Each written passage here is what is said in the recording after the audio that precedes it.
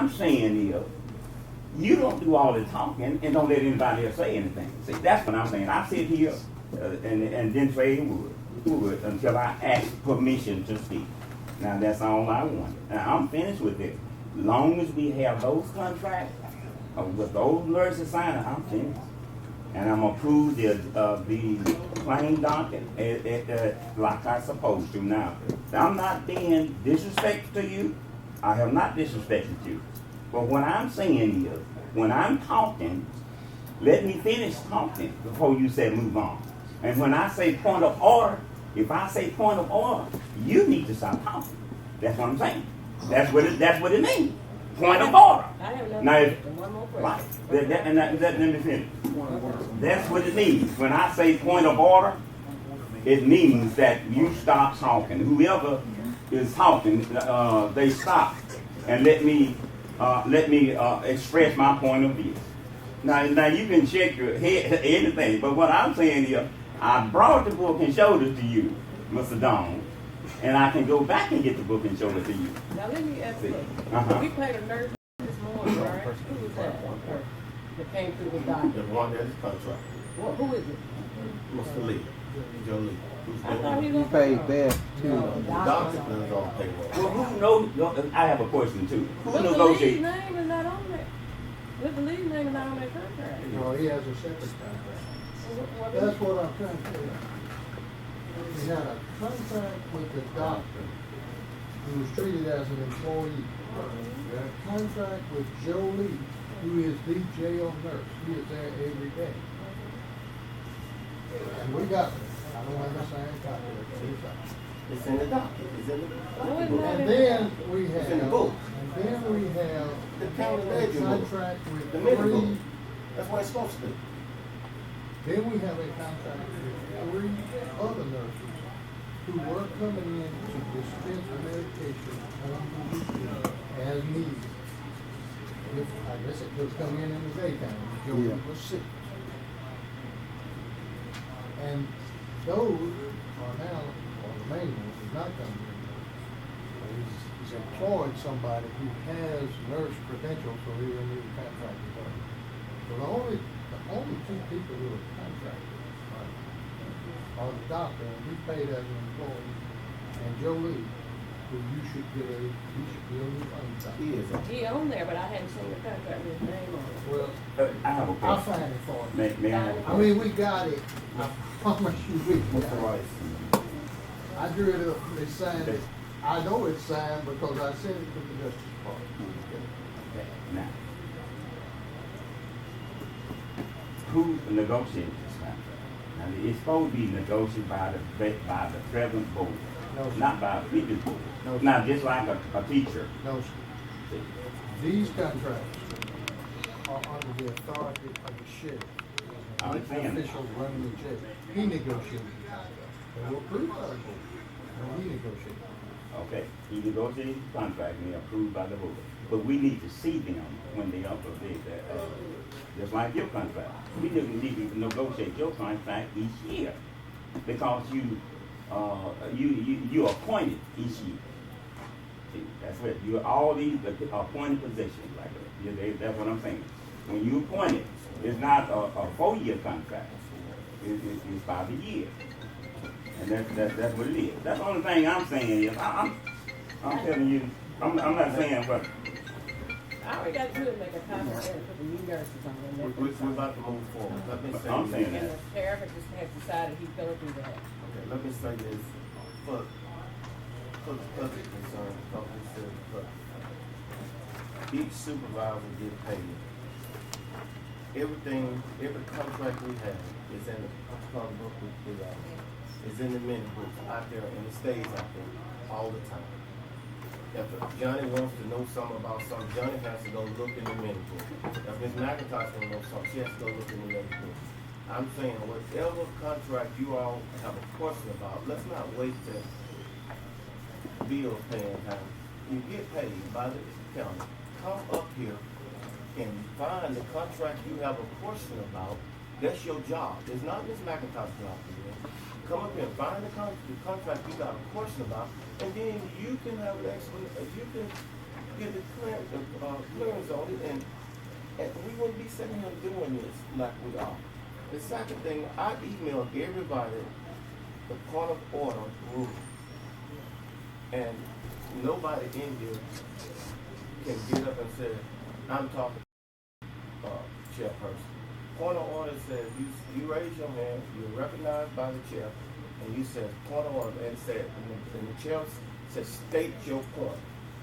Whatever you quoted just then was wrong. Then the chairperson says to that person, make point of order, says clarify then, and you have to not quote it, you have to read it from whatever statute to make a correction. That I said, board, there's a correction on the floor. We will make a correction what has been stated. And the board vote on it. That's how point of order goes. Okay? Can I make a suggestion? Well, all the supervisors, attorney, and cell phones on vibrate.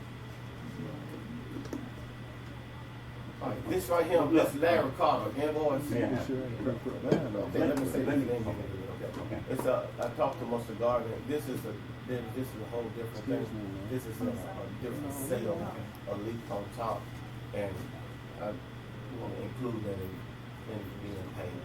We thought it was the same line, just a total new line. But let me say this: there was one line with some clamps on it that our maintenance should have taken care of instead of us paying $350.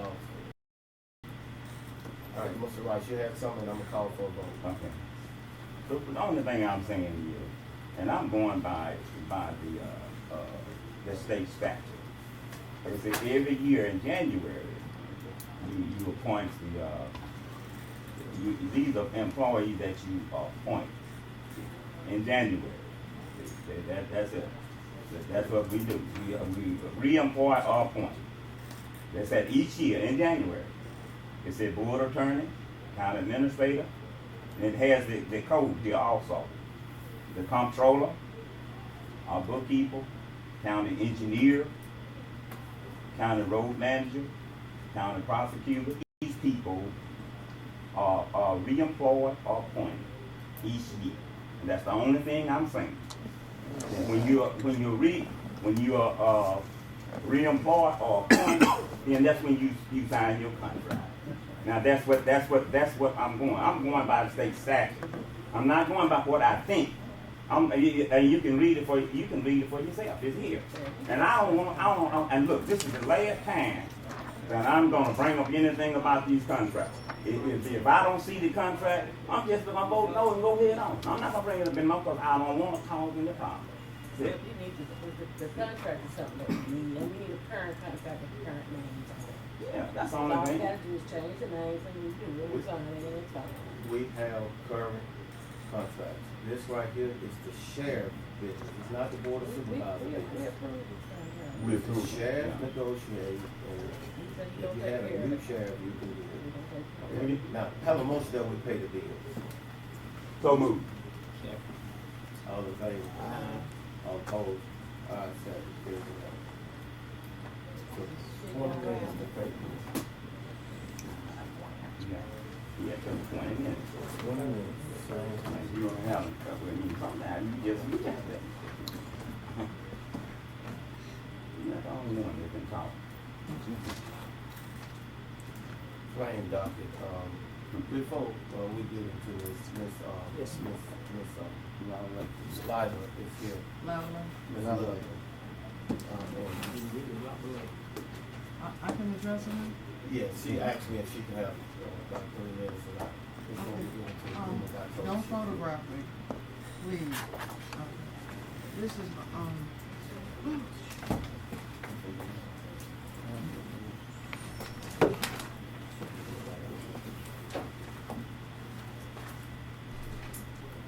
want you to come on this other thing. As soon as you can look at the condition here, I want this note at 3 o'clock this morning, because I couldn't go to sleep. The house next door to me is Savannah. Miss Love, you have to address the whole board. Oh, I'm sorry. Okay. So I should say that? Yes, please. The whole board. Okay.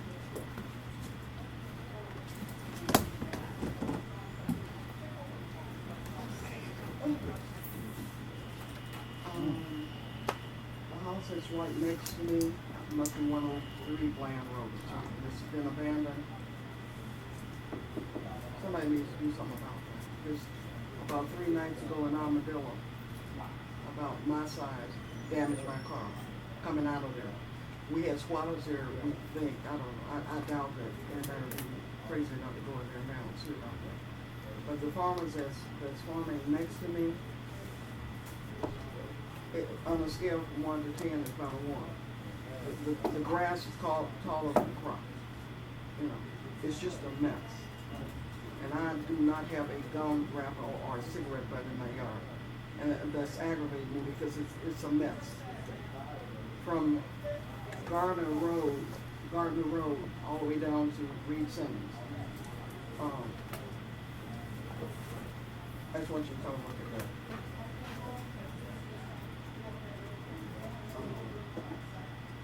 The farmers is spoken to on that side of the street. The people that own their house need to do something about it. Board it up, tear it down, do something. Because I'm having family reunion, it's disgraceful. Okay, thank you. I'm aware of that house that she's talking about. I believe that one of them belongs to Miss Livingston. I believe. Well, they argue about that. They say it belongs to 50 people. Yeah. Whoever belongs to, they need to do something about I it. think you know. Yeah. And those are the people that it belongs to. Those and stuff, I don't need them in my face. They're next door to me. It's an eyesore. It needs to be, Yeah. you know, they say they're honoring their mother. If they're honoring their mother, they need to tear the house down. Tear it down, because it's causing us problems. They had they were raising dogs to fight out there. One well. Okay, and I had to deal with that. After that, they started with all kinds of crazy things there because they don't live there.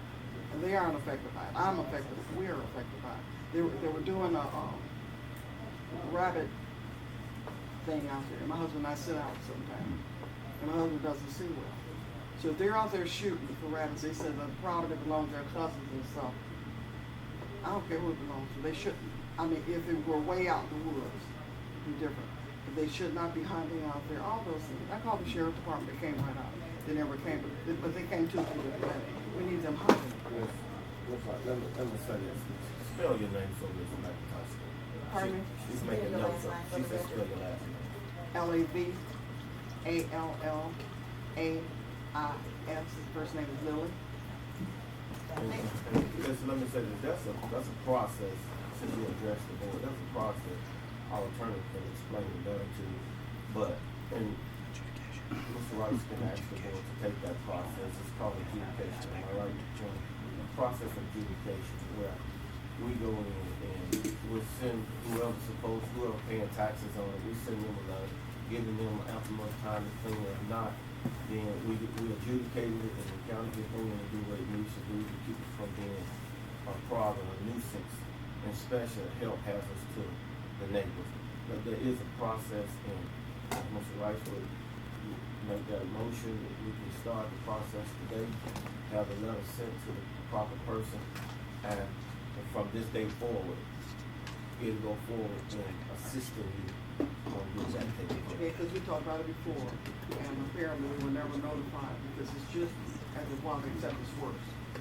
The weeds are taller than the house. They may have been notified, but didn't respond, and then you have to take it to another step. They responded because they called arguing with me about I'm it. not responding to the board. Okay, go ahead, John.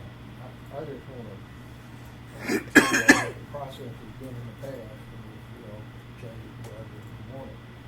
But in the past, whenever there has been a complaint such as this, the supervisor in the district that property lies has gone and inspected it and come back to the board and made a recommendation about it.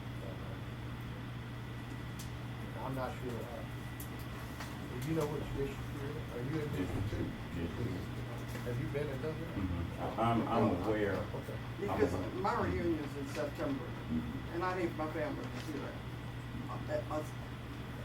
Also with the farmers on that side, there's a lot that belongs to Carver, and they are renting it. I don't know, the guy's name is Chef, but the grass is taller than the crop. You can't see my house from the road. I'm aware of it because I think that in January or February, someone came in and were complaining about that. And I think Terry had taken a picture of it. And so what I do right now ready for the next motion that we start the adjudication process. I just wanna tell you, it's not gonna happen before September. It's a long I process. mean, it doesn't happen that quickly. I don't want you to say about that. Can we, let's, Mr. Rice, if you don't mind, let's do this again. Let's start off with the letter again. And telling, and stating the process, if they do not respond by cleaning a lot up, then let them know that we will adjudicate it. The county will clean it up and charge it to their taxes. Or if it's to be torn down, the county can take a legal process to do that. But let's, since the adjudication itself will be way out to September before it's done, let's give it another try at the letter. Is that correct, Stanley, John? Yes, except that I don't know if anybody's ever written on that. I certainly have not. No. I mean, I don't even know exactly which property you're talking about. I'll have to go and look at it on a map. I know Come which out one, here and see. I know which one you're talking about, cause I talked to Miss Livingstone. Once you get off, Mhm. Okay. Kinlock Road, Mm-hmm. all the farming down there is beautiful. Once you get to Gardner Road, it's horrific. And if you're crossing that house before, after the dog fighting thing was done, and then they have the hunting thing, and now the squatters, we thought, Yeah. and I damaged my car, which I can not afford to have fixed, running across an armadillo almost as big as I am running out of there. Wow. Because they're probably, that's where they live. Okay, thank you.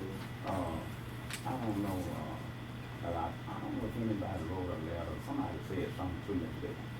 So I talked with her, and she said that, she knew about, they wanted to, tear that property down. So I don't know if anybody wrote her a letter, but that was when I first, got I remember. Are you aware where this property is? Yes, sir. Would you go out and take pictures of it Okay. and get to me? Yes, sir. Then would you look on the, county road map, tax map? They have to go do that, Ron's office, and try to tell me what parcel it is. So I'll know who to look at, who to send something notice to. Okay. I'd be glad to write the letter. Well, the roof about to fall in on that house. It did fall in. That's the house, right? Yeah. Because that was a perfectly good house that somebody just let go to waste. But I don't know how, I mean, Yeah. I don't know where it is, who to send the notice to. But the person was in one of them houses. But it was a perfectly good house that somebody let just go.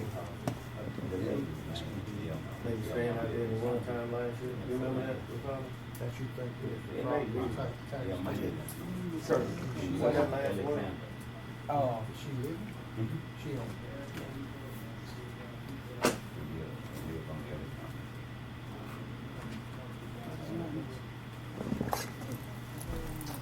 I think what it was addressed to the board. I don't think the action was not taken to do adjudication. So until you take action to do adjudication, you don't go through this process. So it was just told to the board. But we take the necessary process now. Mr. Rice, would you have a motion that we send a letter to? So, Second. All in favor? Aye. All opposed? Ayes have it, motion carries.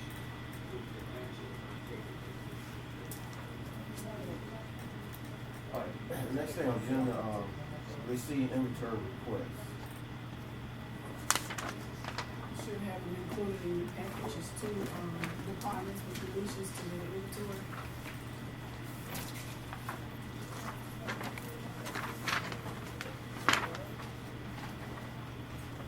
It's a desk or is it? Things to read the legal premise of the desk. The presence in my office is not this, so what it's time. Oh, I was just looking at the first sentence that says. On 3A. Oh, this shit's on. Things read the legal premise. Legal title?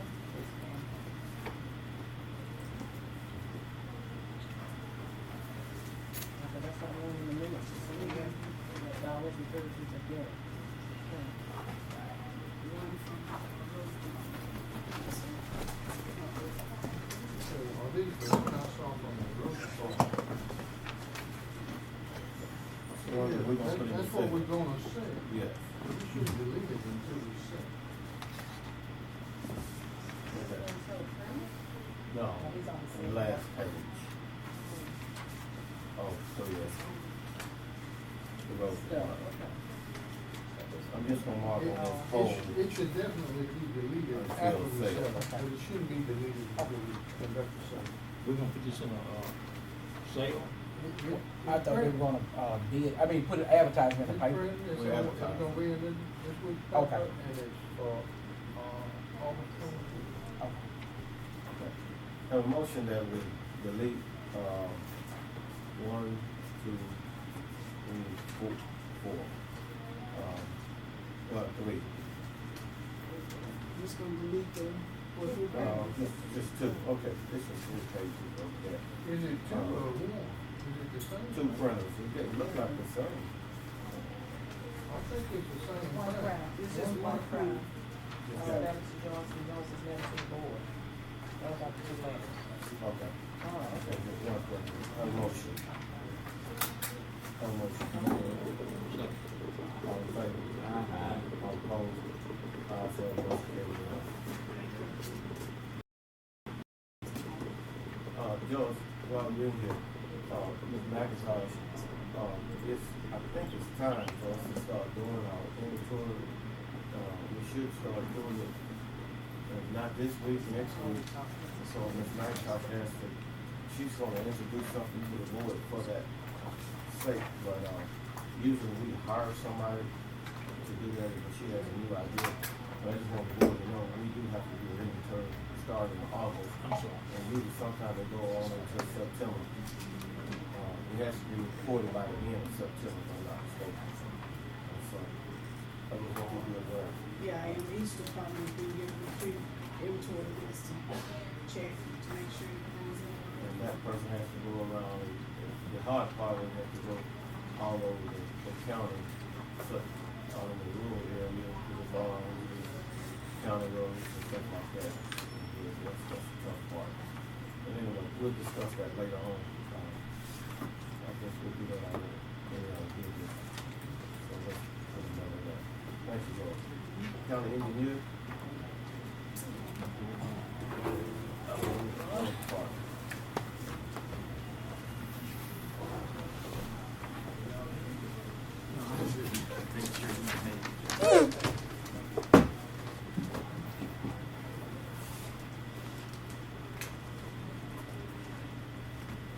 Which one of y'all got to read? Red truck?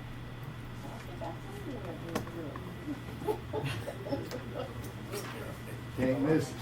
Which project is this? That is Mallet Jones, and I actually had Sharon pull up the invoice. I didn't understand that increase in engineering estimate.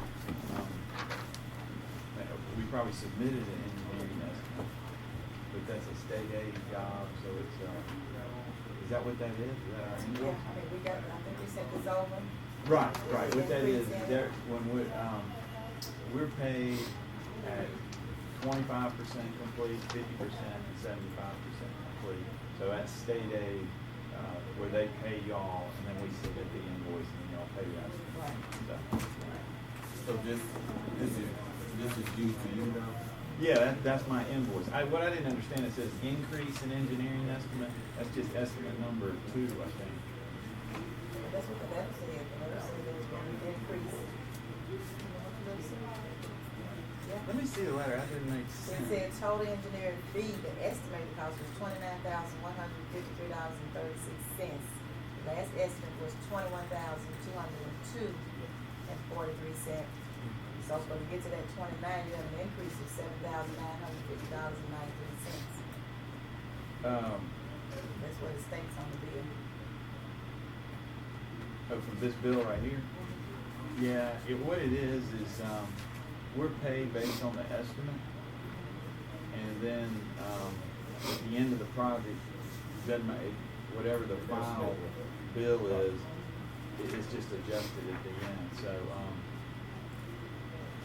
21.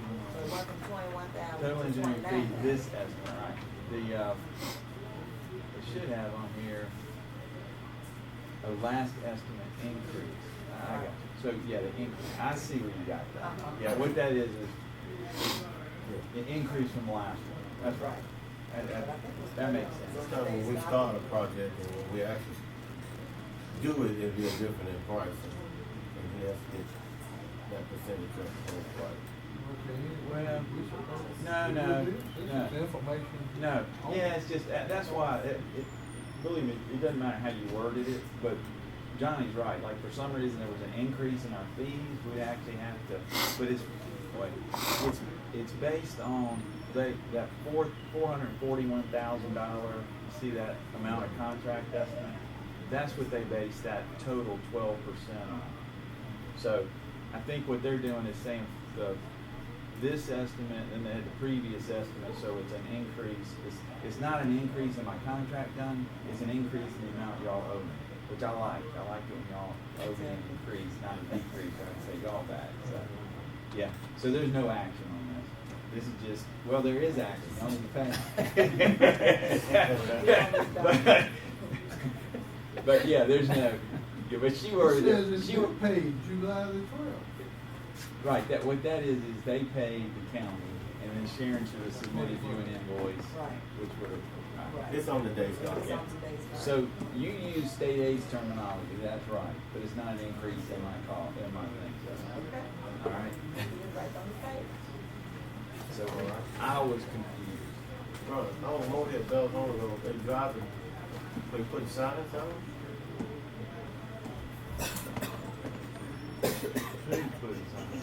You first? We've been replacing some signs. Oh, Yeah. yeah. Somebody set some signs with me and driven down, I thought they were giving stuff. No, we've been replacing some. I'm like, Ron, they did something on the No, we've been replacing some signage. I wasn't gonna beat you up, Ron, I was happy. No, I know, but no, that's nowhere near. No, we've been replacing some signs, so Okay. trying to take you on State Aid Road. Yeah.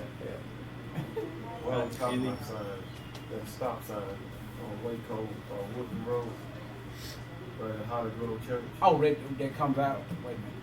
at the Y. They Okay. call it the Y. Okay. Please do it. I Okay. got a call Saturday about that also. Okay. He They talked knocked about it. it. They knocked it on down. Monday, so can't see it, so we We'll will. do it later. I do. So while we talking about signs, we want to do a whole sign. So we gonna have, still have some. Yes, sir. So Blue Lake, Blue Lake Road. Yes, ma'am, we'll put those out. Let's get back to the Indian, I'm sorry, I jumped across it. No, the only other thing I had to carry over from last week, or 2 weeks ago, were the, tank size of the tank cars on Sunflower Italy. And I sent the crew up there and we ran the drainage area. And I've gotten with Todd, Todd's gotten some, proposals back on different size cars. If y'all put one in there, it's gonna take about a 12.5-foot diameter, which they don't make. To carry that flow, we're gonna have to put dual cars, which is exactly what we did on Holly Ridge, Dennis, if you remember. This is almost the same project exactly. Those were 70 feet total, so we had to buy 4 cars, which is what y'all are gonna have to do now. And Todd's gotten prices from Diversified, and the other one's Sterling, Right. out of Texas. It looks like Sterling is low they got 9 foot, 42 feet, so that'd be 84 feet, which is great. That'd give you a nice slope, and a good 3 to 4 foot wide shoulder, which is what we want. And the ditch is about 12 foot deep, so from the numbers Todd gave me, but each one of those are $9,580 delivered, so you're almost at $40,000 materials to get it there. And then Kirby kind of estimated another $15,000 from what y'all had welded and put into place. So, that I'm gonna recommend you go with 4 9-foot by 42. Okay. That'll work. It'll give you a good. That structure should be around. But you do have those quotes, Yes. that they didn't get them delivered, Hey. or have they been delivered? You get it? No. Okay. No, he just got the quotes. He was just going over these with me. I called him last week, just to see what they had available, and then I guess you got these quotes Friday, right? Right. Okay. On different sizes, and the 9 foot. This is actually the least expensive delivered, and it's perfect too. Diversified didn't even have 4 that were similar. So, Let the attorney look over and make sure they're what they should be before we pick them. Which road is this? Passing this is us. sunflower, it'll be. Because we need to go and board on this to get this moving. The Todd was asking me where it came out of, and I don't know how you do your budget, but You don't want to wait till it starts raining in winter time to try to put this in. You don't want to put it in. When you get in for the farming season, you can. Yeah. We're looking at 50 to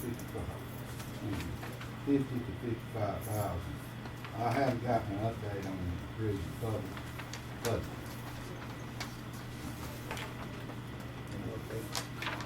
And the last one I got was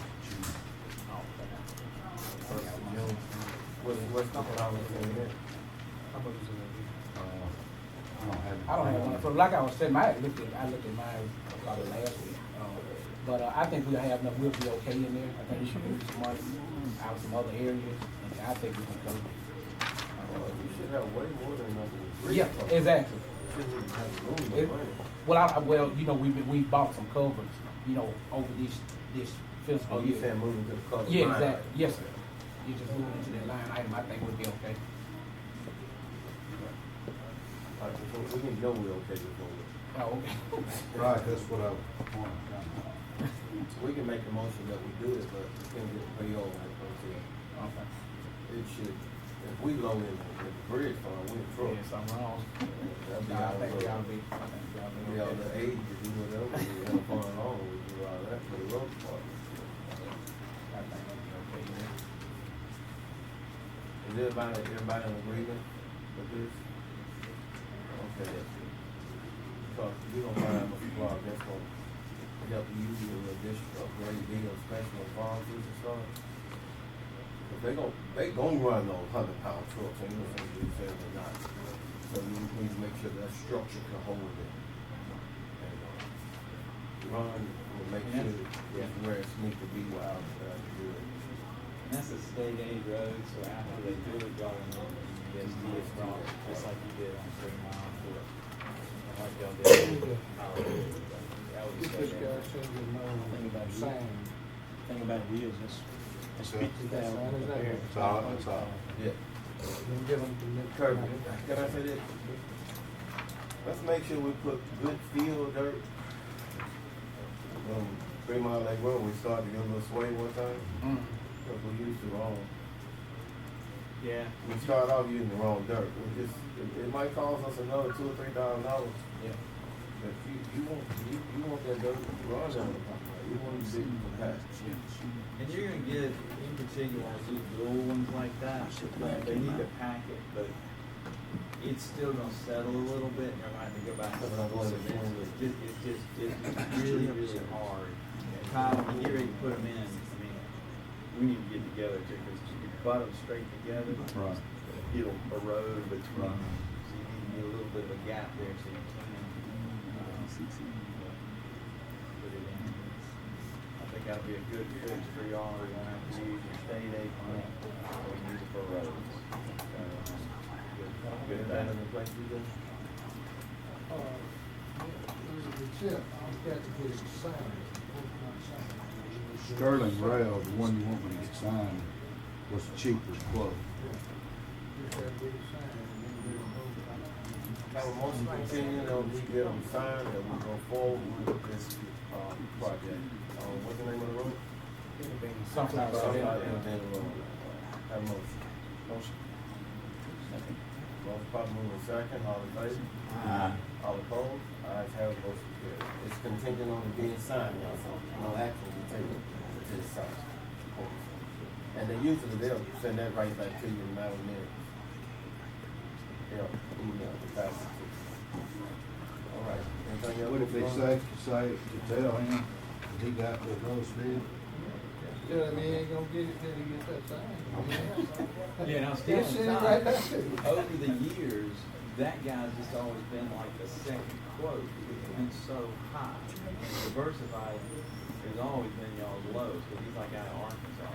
Todd said now he's got a supply. He was getting like out of Virginia. Is that what you said? These are in Virginia. Okay. Yes, But he's still able to get them down here cheaper. That's awesome. He just said he make a little less money off them, and rather make some money than no money. Yeah. He's always been high. Anything else wrong? That's it. Big guy. Where are we on Morehead, Bells on the road, since we brought that up? The, probably, Glenn, I'd say construction will be next year. Yeah. We got to fix our water hole. Yeah. Cause that's gonna be in those two big projects, one we're gonna do federal money and one we're gonna do your state aid money. So, next year, like May or something next year?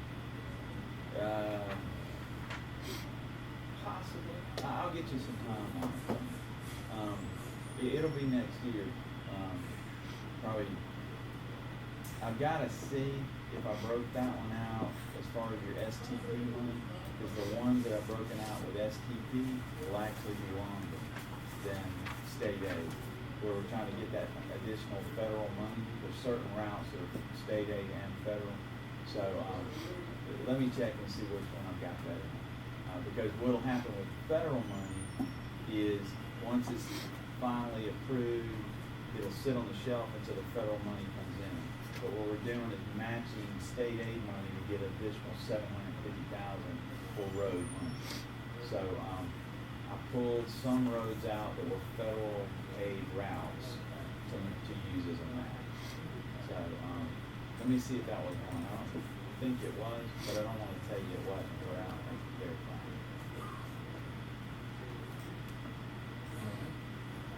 Yes, sir. Ask Ron something.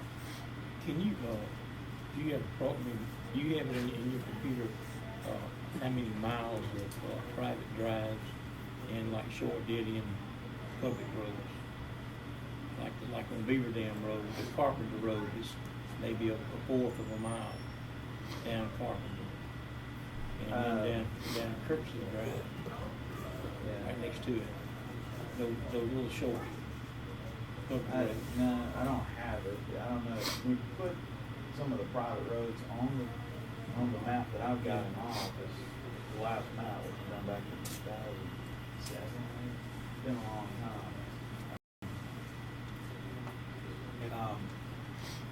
There was this big controversy. I don't know if you remember whether private roads should even be in the road registry when you did it, because the road registry is supposed to only be roads y'all maintain. But we keep them in there and say private road, but it's not. It's not y'all. So it's something we could do. I guess I could go through, but I don't know exactly where all the private roads are. All I know is the ones y'all abandoned to become private roads. I noticed there's one road on the map that shows private road and it's not a private road. The road registry is correct. Because we eventually need to redo a map. The new supervisor names and the revisions we've done. Well, we have a new one with the new supervisor, man. Ben is doing that. Right, and that's what I was gonna say. Maybe we don't need to do one because Ben's been doing it. Ben is there. Right. The new supervisor. Right. And he's been kind of updating their names, and he got them from us, and so I don't even know if it's we got them that y'all kind of come get all the time from us. It's got supervisor districts like his he's got now. I mean, y'all can actually cut me out of the loop if I'm hurt.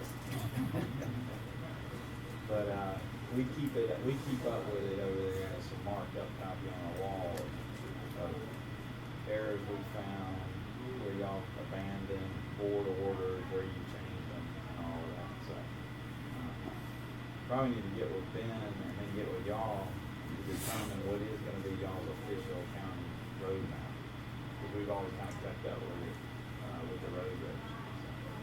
It would be good to revise it for this new board. Right. Can I say, I think he did. May I? We asked him to put all the new revisions on there. You remember he got with John and, all the. Ben did. I know, but Yeah. Ben got with John, he did.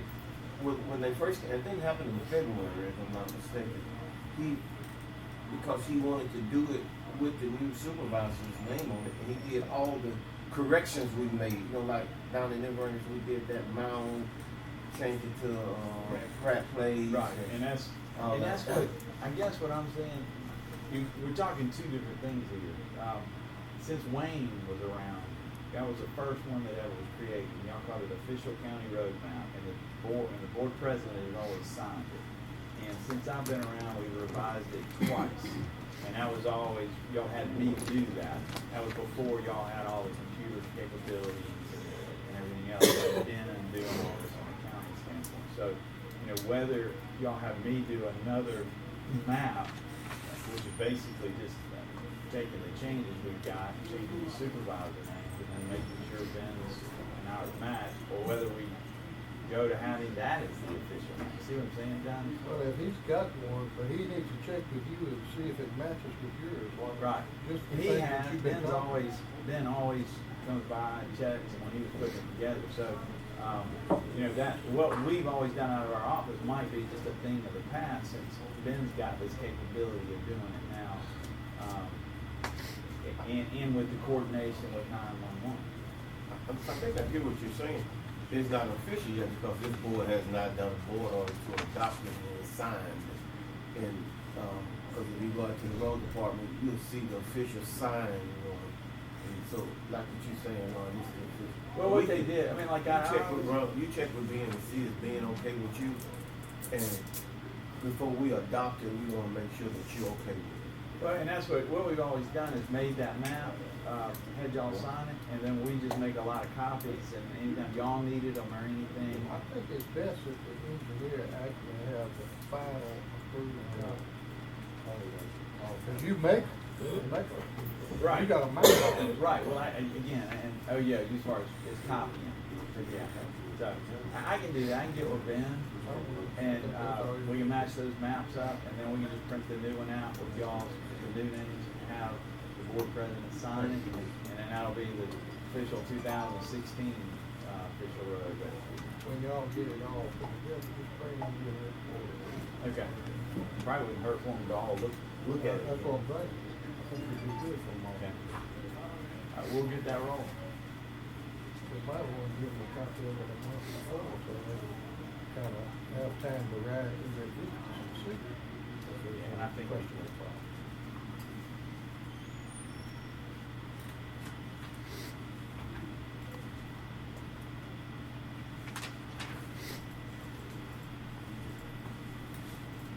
All right.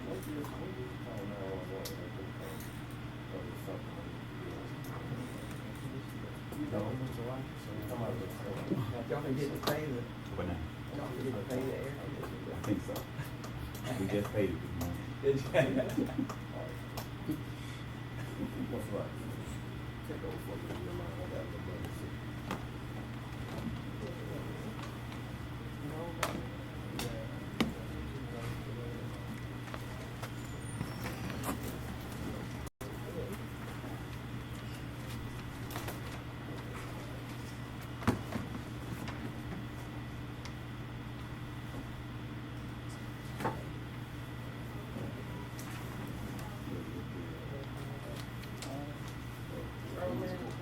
You vote, man, hold that.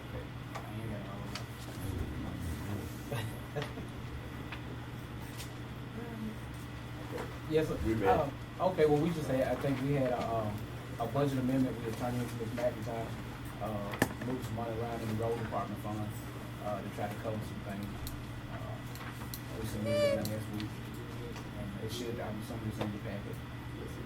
Okay. Yeah, look at it and it is active. We have need a motion to, approve this, board meeting.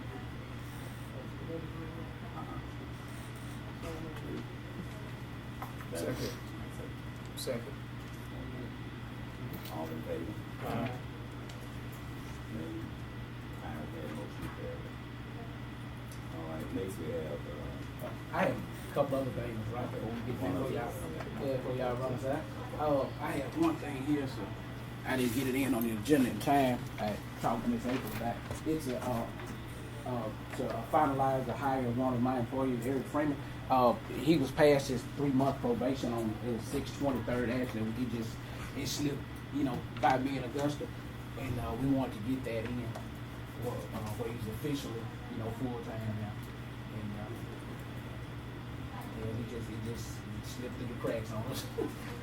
You had just one. Yes, sir. What's his name? Eric Freeman. Eric Freeman.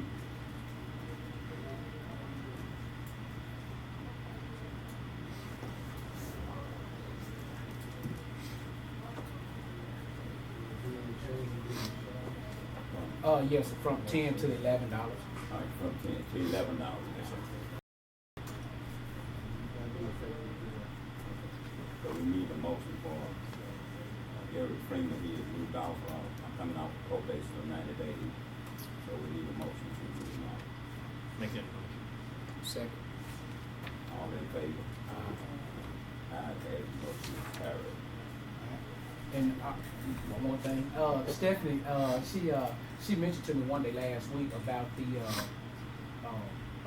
annual supply bids that I don't know if you all here talking about that, the annual supply bid list, for the people that's doing the workforce or whatever. She told me, I thought she would have been in here, but she did mention it to me last week that we usually discuss that. I'll make you all aware of it. What now?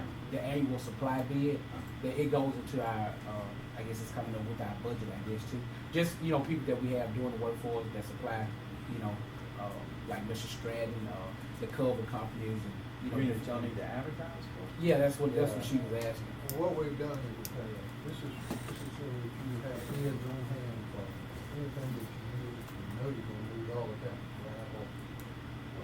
Asphalt, machinery, blades. Yes, sir. We normally authorize the advertising at this meeting, take the bids at your September meeting, and y'all go over them and you award them at some time during September, and they go into effect 1st of October. So today is the day to advertise for.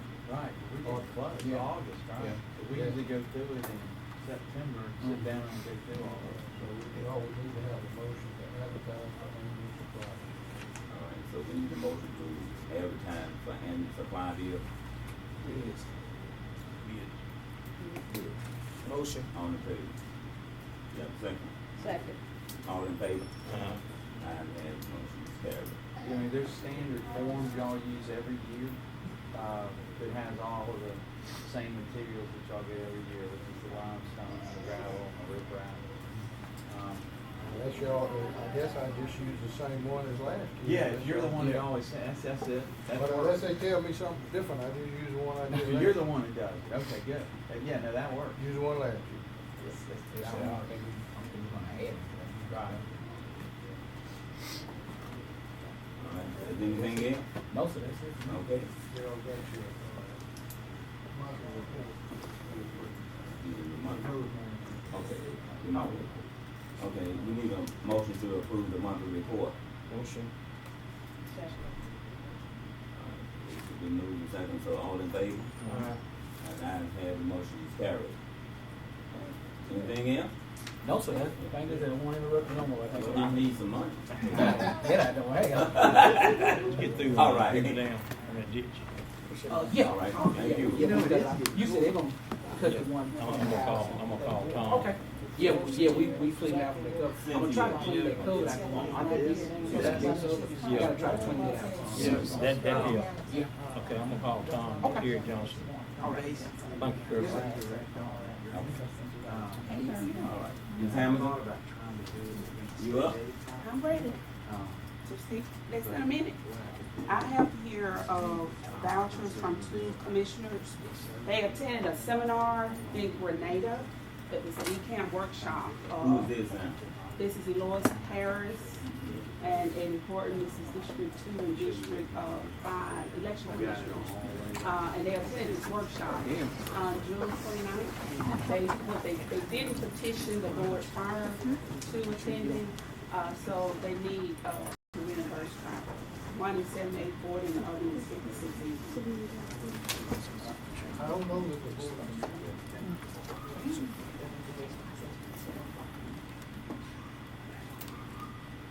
I don't think we checked before.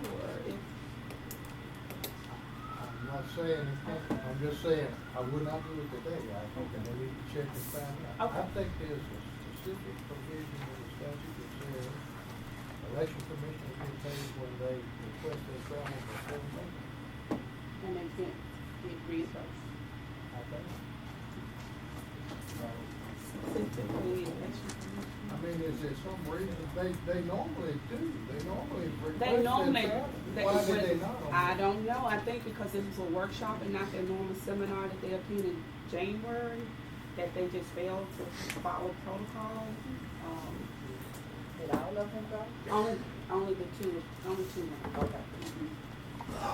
Because I did ask any others again before I submit this, reimbursement. I'm just gonna wait until. Wait until it, to see if it can be done. Okay. All right. All right. Thank you. Thank you.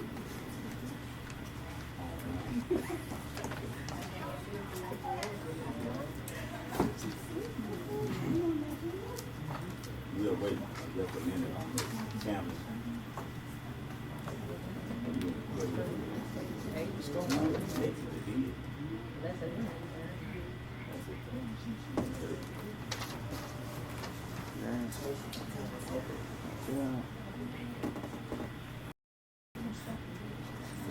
Y'all waiting on us.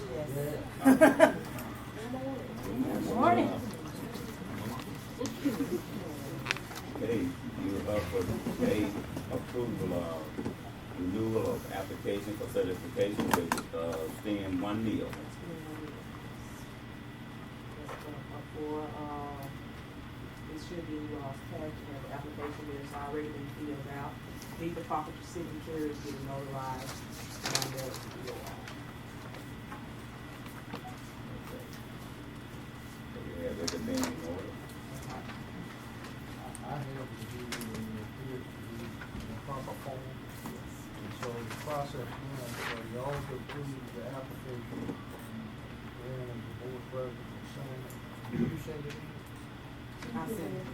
So we get it back to, send in, and once the tax commission, still calling the tax commission, Department of Revenue, once they approve it, then you have authority to expend the $1 million revenue that you've already raised for tax.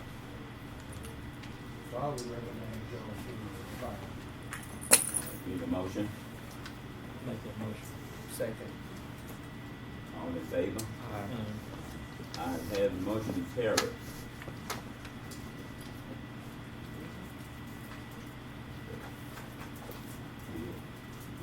Come on, get it.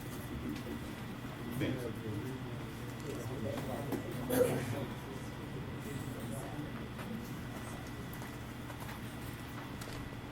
Thank you, Mr. Rice. Right. Mhm.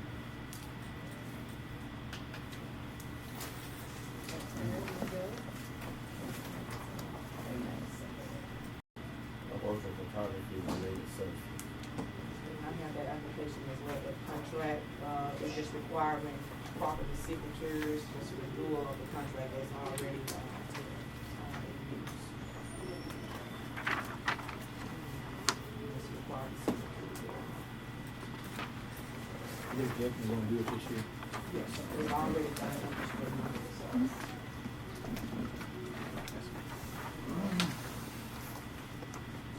Motion. Second. All in favor? Aye. All opposed? Ayes have it, unanimous, carried.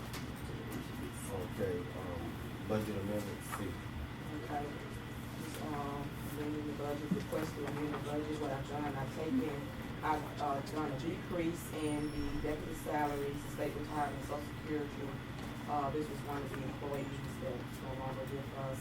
And I moved it to the areas that a different line item, have the travel, substance, and telephone service, legal advertising, legal fees, dues and subscription, repair and maintenance the building and furnishing office equipment are gonna increase in that amount. Is that line item? So this person won't be, so this was filled? Oh, it was just.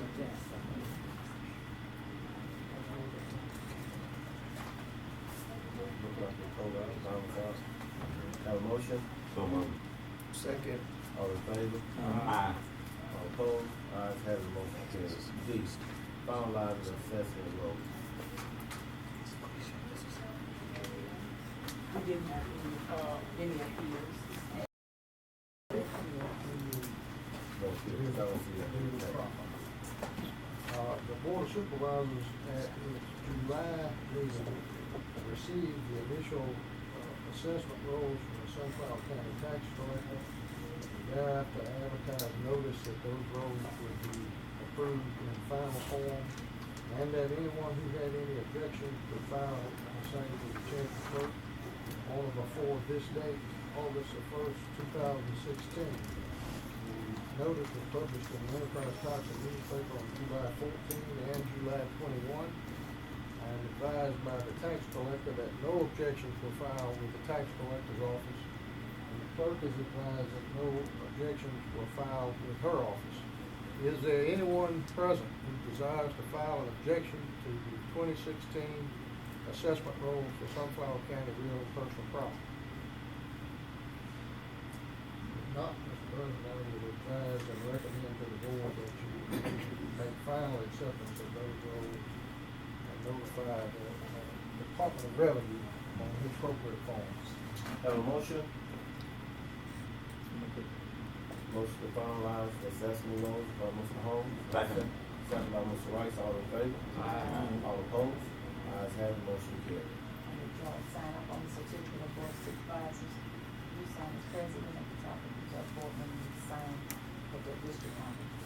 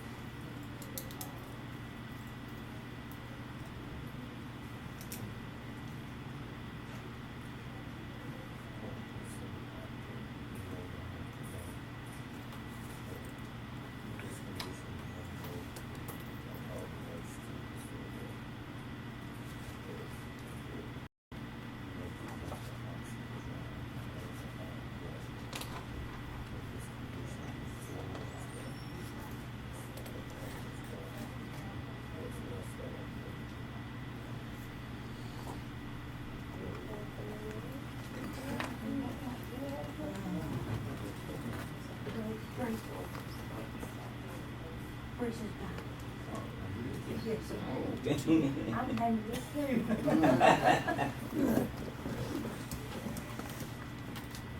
Such tight space, but I had to look myself.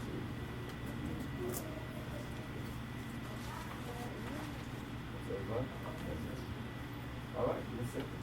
Thank you so much. And then you'll file that with the book. Okay, sure. Thank you. Thank you. Thank y'all for doing a great job. I got another one. It's a yellow copy. Oh, you know that? No. How do you get it?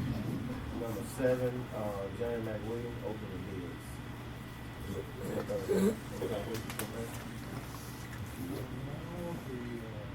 Advertising.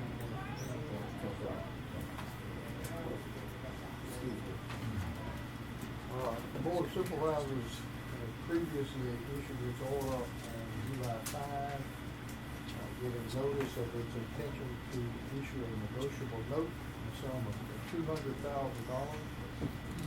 for purchase of law enforcement and public safety vehicles. The notice was published in the Enterprise Times and newspaper July 14 and July 21. And advised that the date and time for opening bids would be Monday, August 1, 2016 at 10 o'clock a.m. That hour having arrived, the board has received one bid from Climate Bank and Trust Company in Indianola, Mississippi.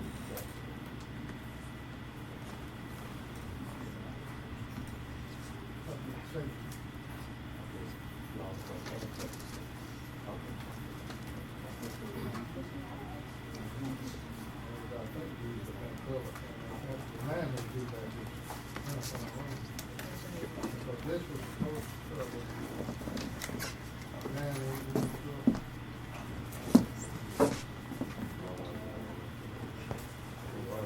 well, what I'm saying is, money had to be paid. So the road,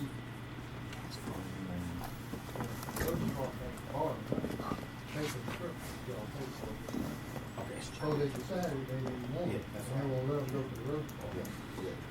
From the proceeds of this, that'll have to be paid back to people.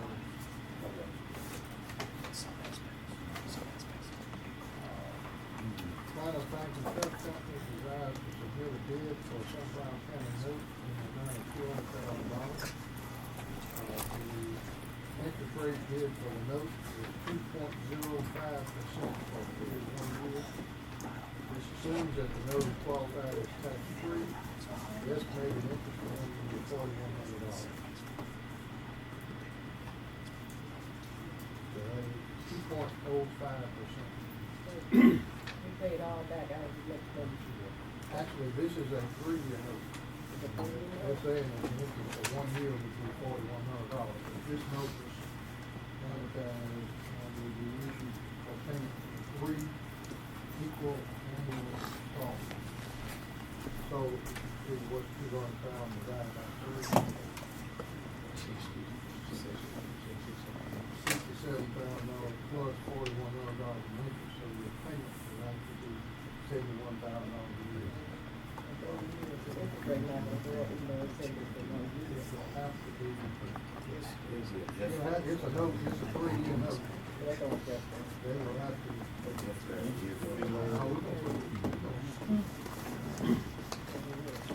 Sale. Set it. And it was advertised as a 3-year note. And I think it's for that to be set. It was not valid. That's why I agree with you.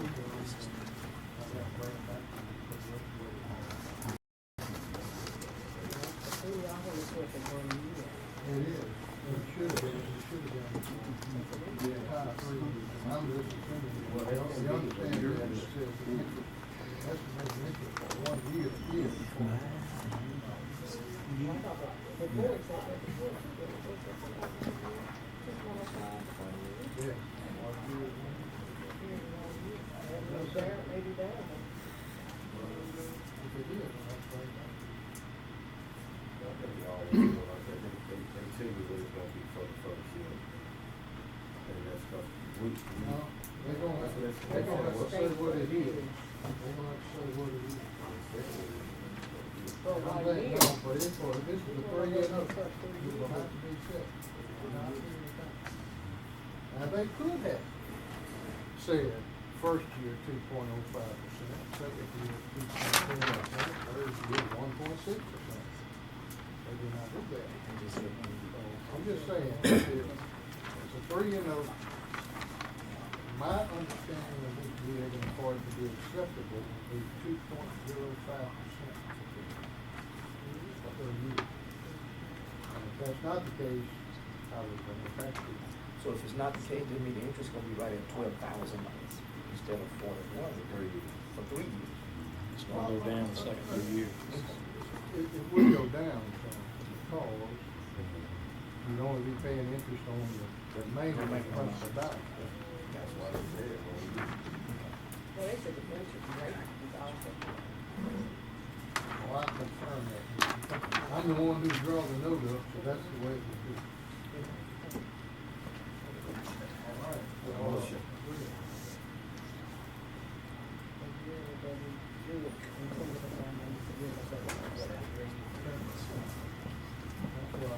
That's not agreeable to them.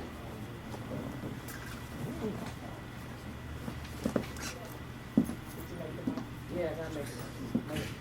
But, all in favor? Aye. All opposed? Ayes have it. James Haywood, Sheriff? Sharon.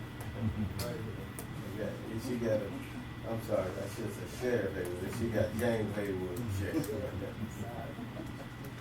Good morning, how are y'all doing? can we clarify the little discrepancy we had, and did we clarify this process and deal with, we clarified that with Sheriff? It was, that was We got it straight. we got it straight, okay. We got it straight. Okay. Good morning. Before, I almost stole your phone. I apologize, it just look, our phones look alike, so I don't know what's that. Well, good morning, before we start, I have Susie Hammonds, with E-Force here, and, she's gonna talk about new, booking system and stuff, reference, what Illinois is going through and everybody else. In fact, she's here today to train Illinois on their system and stuff, but along those lines, before we do anything else, we wanna give you guys some money, which always makes y'all happy. And our monthly settlement for the month of July, which is, comes from process fees, county bond fees. We make processing fees is $1,857.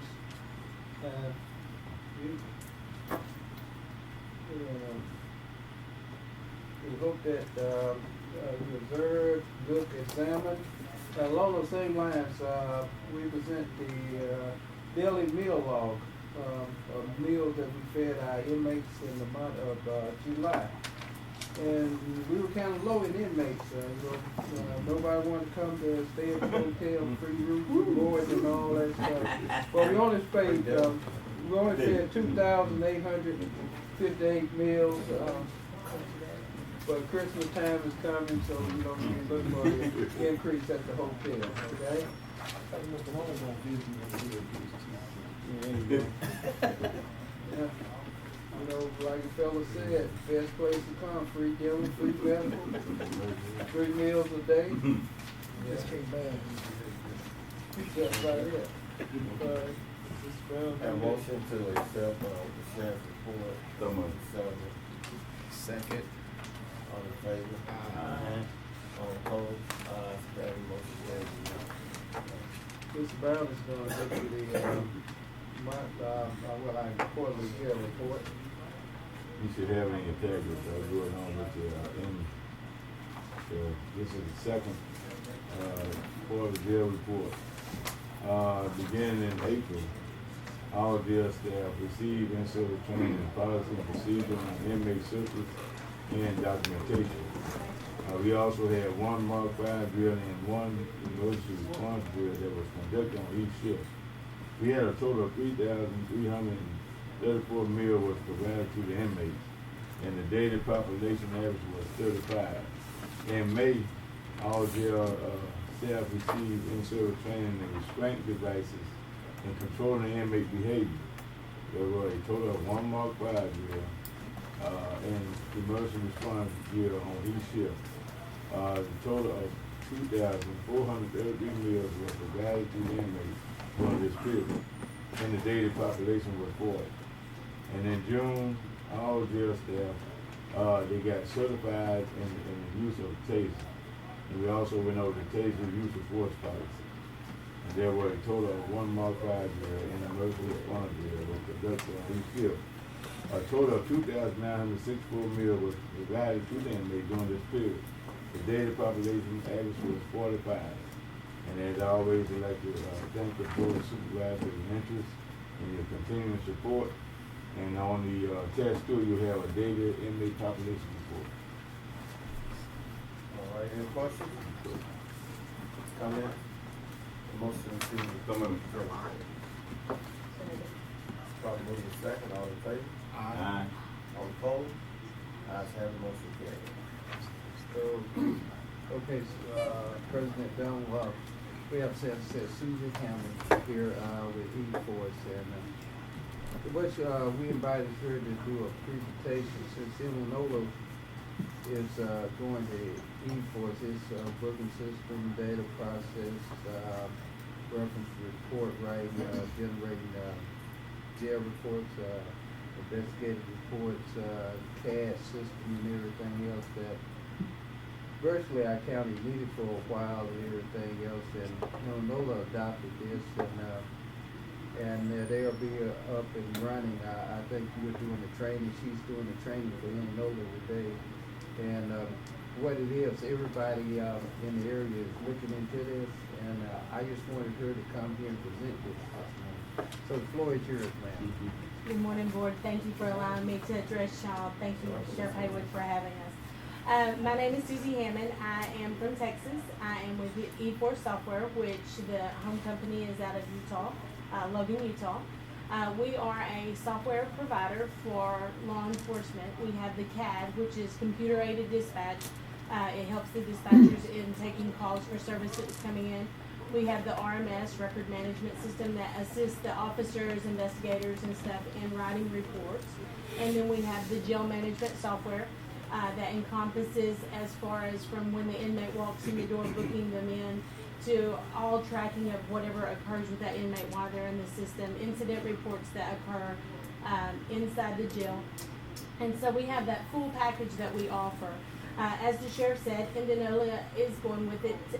We're going to be doing their setup training, and then I'll be coming back to train their users on this software.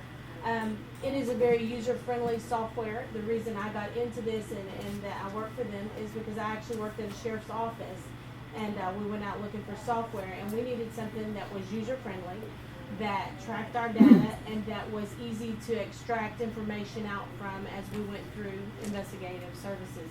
And so that's something that this software does. Now, one of the things that I can say about the company, it's a good, solid company. We have 24/7 tech support, so if they are having problems at 2 o'clock in the morning, 3 o'clock in the morning, they would call our office up, and they're gonna be able to speak to a live person and assist them and work with them through whatever issues they may be having inside the software. Indianola, one of the great things about having agencies come on board that's in the general area that you're in is data sharing. In this day and time, that's becoming a big thing when you can share with agencies around you. And I know that I'm going to Washington County tomorrow, and I'll be at Yazoo. Also tomorrow, they're looking at it. We've got a couple more PDs in the area that's looking at it, actually in your county. So so it's just going to get bigger as people see it, and as people get familiar with the software and the use of ease of the software. It's only going to get bigger. One of the things about the software too, it's easy to pull data off the software, and I know that as a board, y'all like when they go out and find grant money, because that means that's stuff that they need that they can get through grant funds. This software makes it very easy to pull statistical data off that is used in grant writing, and that's important if you can produce that statistical data for those grants. So you're buying a system that can do a lots of functions. It's not just it doesn't just stay there booking people in and dispatchers putting information in. It helps to get those outside grants.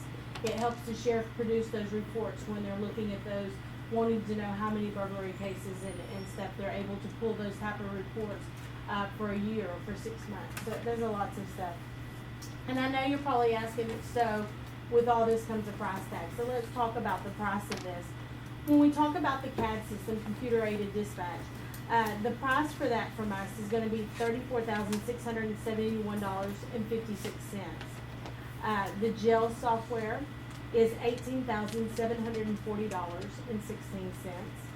The record management software is $36,113.15. The Vine interface is $3,715.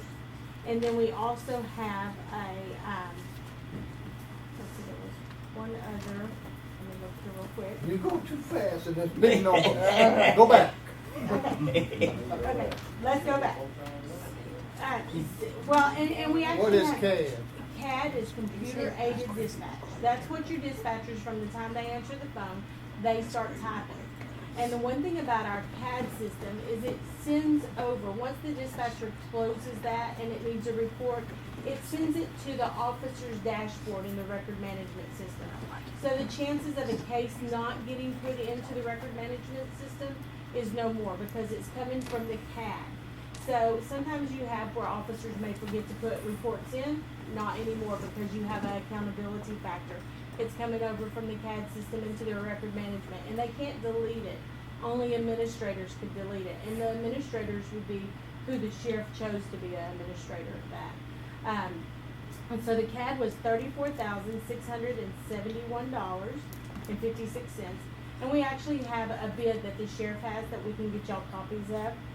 The jail software is $18,740.16. The RMS, and that's the record management, is $36,113.15. And there's a Vine interface that we have in order for Vine to come into the jail and extract data to go out is $3,715. Go back and explain that. Vine is victim identification notification system, and that's something that states do. So that say I come in, that Vine, it goes into his jail software, and when he's released, it extracts it and it puts it on a website, or they have a phone number that they can call, and that way the victims are able to see when the suspect of that domestic violence is getting out of jail. So it's something to help victims of domestic violence and assaults. So your total would be $93,239.87. But we are going to give you a 15% discount up front because of the fact that Indianola has already bought from us, and we want y'all, we try to get the price down there where they're at. And so your total price with that 15% discount of $13,985, your total price would be $79,253.89. Now, that sounds like a lot of money. It is a lot of money. It sounds like a lot of money, but it's a doable thing. Let's talk about that. When I got into law enforcement 19 years ago, here's what happened with software. And you all know how software changes. And in law enforcement, it's every day, it always changes. When you bought software, what you bought is what you had. So if I bought a 1989 Volkswagen, I drove that Volkswagen until it wore out or I went and bought a new one. Well, that's how software was. Wherever you bought is what you had. Not with our software. As more agencies come on board in more states, because we're not just in the state of Mississippi, we're in multiple states. As agencies ask for new features or new build outs in the software, we build that. We have a technology department that is constantly updating our software. We do updates to our end users.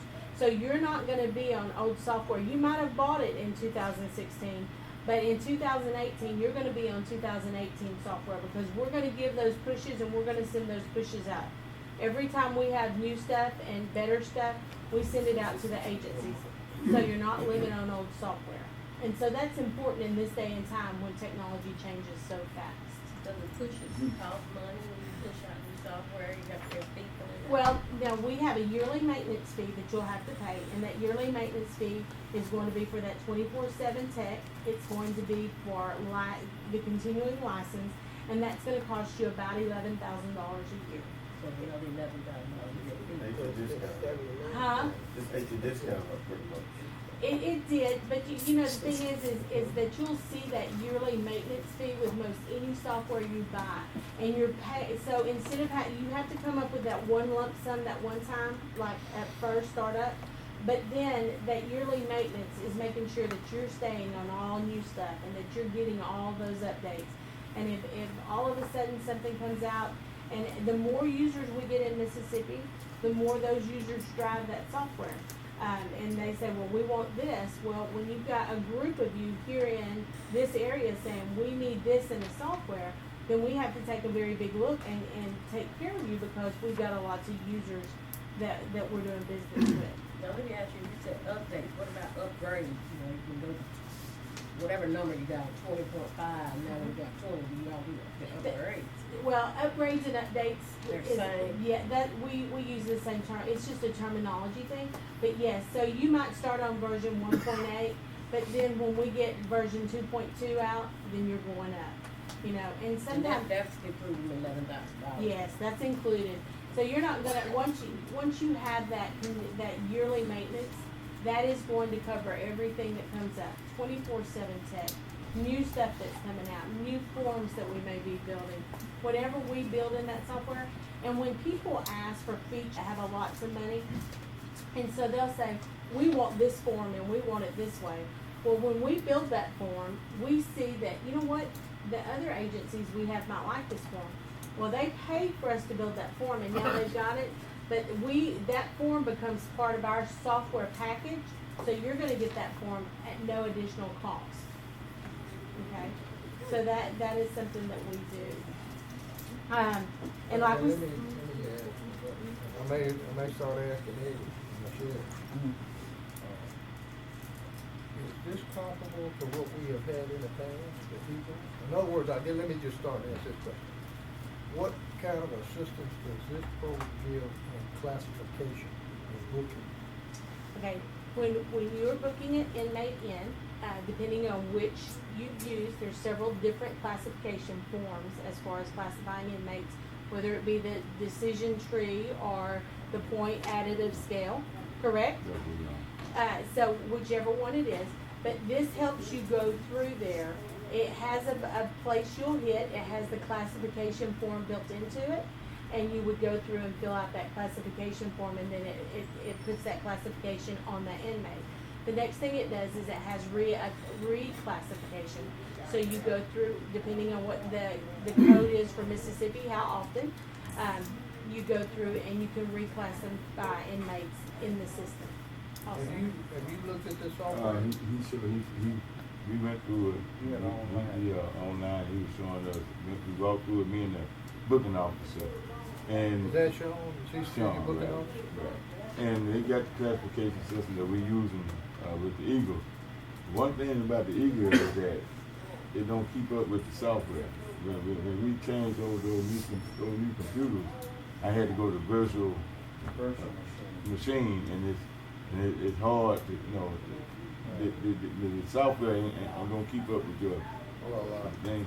But as for I'm not cutting you off, but to explain that Eagle system is 32-bit-based system, whereas computers and everything now, what we're doing is 64-bit. You know, most computers are 64 bits, and Eagle didn't keep up, and I guess because number one reason probably was that Walt Messler, who's the designer, owner of the Eagle program, you know, he died in a airplane crash last year, July last year, under that. And Eagle is on life support, so we got, and what Eagle didn't do was it didn't have a off-site storage. And now, when you're dealing with public records and stuff, it's necessary that you have on-site storage because, you know, you got people doing so much internet piracy, getting in there, getting your computer systems, holding them for ransom and stuff, and you never know when employees might get on a system, even though everybody say that a system is impregnable and stuff, but if an employee get on there and download the wrong thing, you know, your system can be held hostage.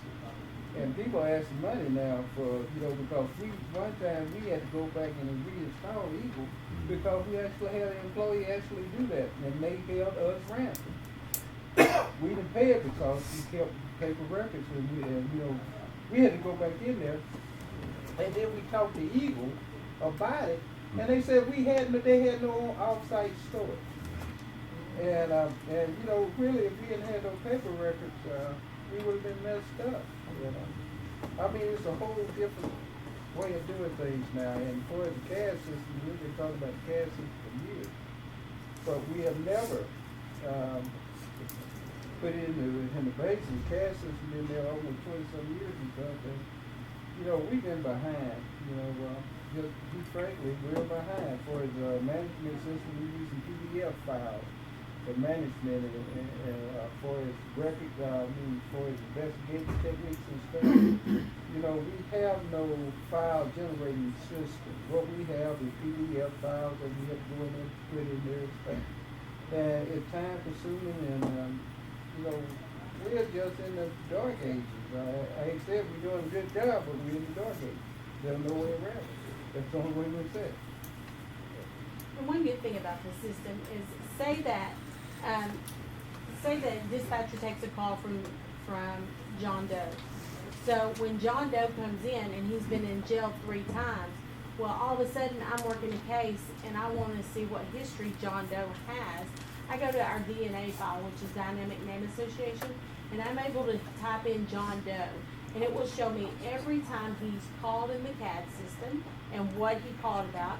It will show me every time he was booked into jail, and just with the click of a button, I can go look at that screen and see what his booking packet looked like, or if he's ever been in the record management system, whether he's been a complainant, a witness, a suspect. I can go and look at those cases. So by typing in his name one time, I can see his complete history with the county, and through data sharing, I can also see what the police department has worked on him and the other agencies in the area.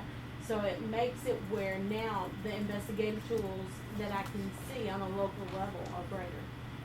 Go back. Okay? All right.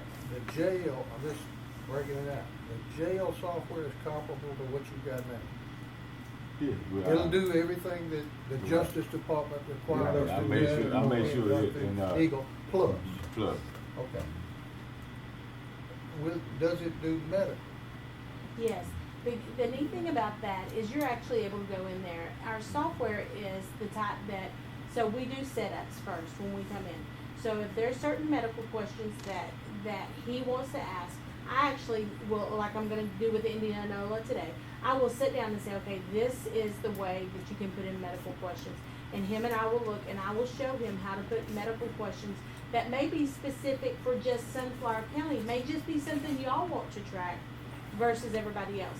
And then there's medical forms in there. So it is able to be built out and made unique for the agencies using it. Has Jolie as a jail nurse and Dr. Dowell, have they looked at it? They haven't looked at it. So he was in and out, so. Okay. Then next thing on the record management. What is that? That has nothing to do with the jail, I think. No, that's going to be record management system. RMS is what we call it. That is going to go where your incident and offense reports goes.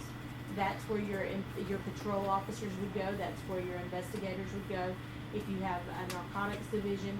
Because in this software, you're able to go in and build out divisions so that cases go and reside in certain divisions. The sheriff would have that. If, say, he was working narcotics and he only wanted these officers to see the reports in that and not everybody with the department, he can lock that down because he has the permissions, and he can lock it down to where only officers that's working narcotics can see narcotics reports, because you don't really want that information out there where everybody can see it at all times.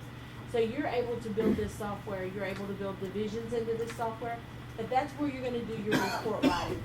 You're able to upload crime scene photos, so if they go out into a burglary, they take these photos, they're able to come back, plug their camera into the computer, go grab the pictures off the camera and upload them with the case. So the pictures that's taken of a crime scene reside with the case. So you're not having a case here and pictures over here in another folder. It's all together. But that's what your record management is. It's where your officers and stuff are gonna do the report writing. Y'all, Eagle didn't provide any of that. No. Okay. Then one last question for me. Computer assisted dispatch. Computer aided dispatch. Computer aided dispatch. Mhm. CAD. Is that gonna include calls that come in from, to 911? No, I don't think it would, but, what it would be covered, if they call 911, what they would do is, they type in the information and start a record. You know, it'd be no more, just, writing, just jotting something down or something. It would generate and start a record and stuff. Now, Well, I'm just yeah, asking. we don't need to touch 911 right now. That's what I'm asking, is Yeah. this is not something that we can ask 911 to participate in. Now, Well, I'll let you have that. with the CAD system, so let's talk about it. When I come out to train dispatchers, I tell them, when you answer that phone, we need a record of what it is. So when a caller's coming in, we're putting the location in this CAD, our call for service sheet that's generated in the CAD. We're putting the address, we're putting the caller's name and phone number. We're putting notes as to what's occurring. We're assigning units to it in the CAD, so we're actually dispatching units. Now, 911, there can be, and we didn't give you a price for this, but just so you know, because you asked about 911 specifically, there can be an interface built, so when that 911 phone rings and we answer it and open that call sheet, it dumps in that Allie Annie from the 911 call into the call for service slip. I mean, it can get really fancy. It's not necessary to do that because the dispatcher can normally type it in. But now when we dispatch that unit out, so I'm sending officer, what's your number, Sheriff? What's your unit number? So when I send SO1 out, when I pull down his number and drop it on that call, here's what's also gonna occur that's not costing you any more money. He can set that CAD system up where he gets a text message to his phone. Every time he's assigned to a call, he can get a text message that tells him the address and the type of call occurring as soon as the dispatcher puts him on that call. Every officer that we send to that call can get that same text message. If I want to do a SWAT team alert off of the CAD, I as a dispatcher can pull down I can put the address in and the type of call, and I can have a SWAT button built on my CAD that I hit that SWAT, and everybody that's phone number is listed there will get a text telling them where I need them to respond to from that CAD. You're putting capabilities at a dispatcher's hands to speed up the response of officers. Now, are we gonna stop radio dispatching? No. This is just additional tools that we use, because that way you don't have an officer, and I'm sure the sheriff or the chief will tell you, officers sometimes they get driving and they have to ask the address 2 or 3 times sometimes. This way it's on their phone. So if they're in a restaurant, their phone goes off, maybe they haven't heard the radio, well they've got that they've got to respond to a call. Last question. Go ahead. Ask all you want. You got $93,000 worth of new computerized systems. Now remember, I'm giving you a All right, discount, but so that's just a- 79,000. Okay, you got $79,000. My question Uh-huh. is all of that stuff bundled such that you have to buy all of it? Or can they buy one part now, one part next year, one part? Yes.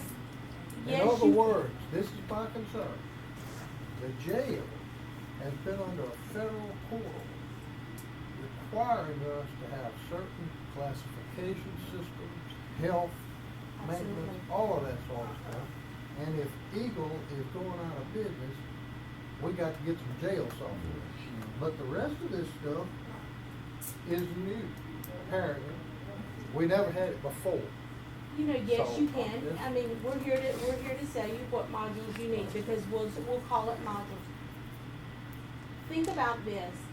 If you when you buy the whole system, the integrity of the system stands better. That is a lot of money. But this is a one-time, and you are preparing your people to go into the future with, equipped with all the tools they truly need, keeping system that's going to work together with the jail and the software. Now, we can help you with financing. Government Capital has financed a lot for us. For counties and police departments that can't afford to buy one time to write that check. So there's financing out there. And normally they finance from 3 to 5 years, and they're around 3%. Now you can get better financing locally, you know, but so, yes, you can buy one module. I would like to see you get the total solution so that your jail, your sheriff's office, your dispatch center come on board as one and they perform as one. Because when that person's been in the record management system and they come into jail and that jailer does that name search, they're not gonna have to retype all that information, because when they type it in one time in the record management, then we can use his name and stuff, his date of birth, his driver's license number. Those things aren't gonna change. The only thing that jailer's gonna do once he name searches and click use this person, because he's one of our frequent flyers, is he may have to change the address, but otherwise it's gonna actually save that jailer time. And so the systems work good together. I'm trying to sell you the whole package. You can just buy one. Have we been paying for Eagle? I mean, I can't remember, y'all help me remember. I think that system got put in, and they, almost gave it to us, or gave us a computer and something, Well, maybe we they paid gave us, $3,000-4,000 a year for maintenance. Tell me, I don't remember. Yeah, well, $3,900 a year for maintenance and everything. Basically, if they had done it off-site, it would have been more and stuff, but like I said, they couldn't do it off-site and stuff. Basically, it was just calling somebody, asking something. It wasn't 24-hour tech support or anything else like that. And they're fixing to be out of business. Eventually, yes, sir.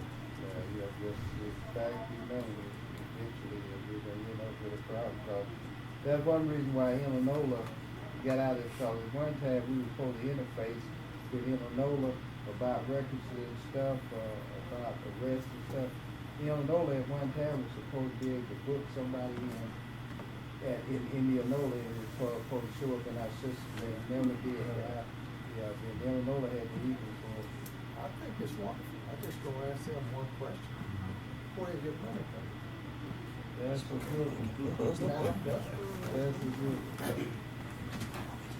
It's, it's a lot. All of this is just software, right? This is not a cabinet or a computer or anything like that. Well, you got the computers that it takes to run this? Yeah. Do you have the computers in your office?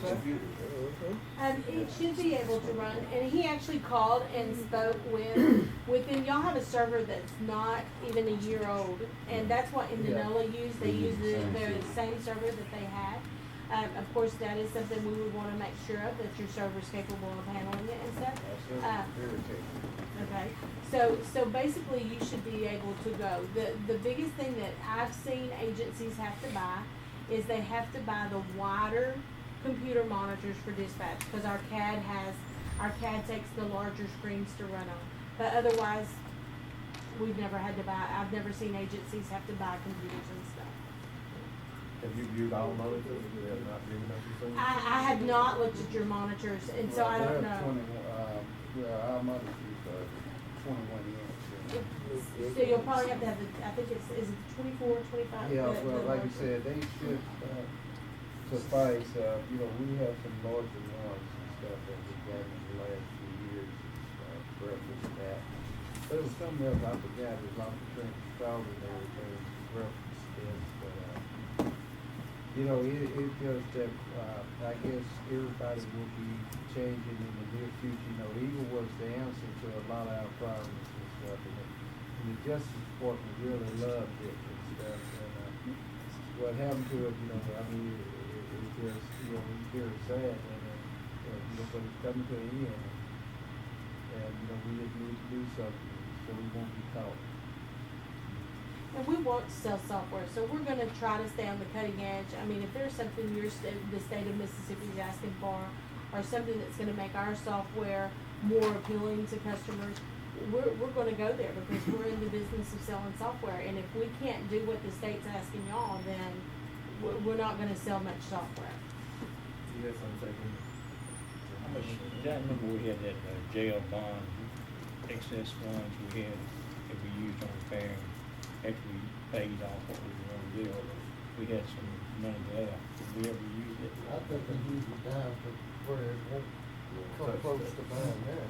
Okay. There's something in it, but I don't remember. Yeah, Well, that's- you just study $2,000. it, you know. $5,000-6,000. Nobody's asking for a decision today, you just study it, and, perhaps, you know, that we could, when you have a work session, we can do an online demonstration and stuff, so that you can actually see what is going on. I think that could probably help out a whole lot, you know, everybody see what's going on. Because right now, we talking, but I think you need to see it, have a visualization of what we need and stuff, and where we're at right now. I feel like it's where we've been at for the last, let's say, 30 years. You know, What's the difference in this CAD and the CAD program that Howard Pro used? I don't know, you know, the CAD program I was told you, wasn't there when I left. So I had never seen it, but everybody is, got a CAD system, in place, but the Delta, you know, we have been a little bit behind on that.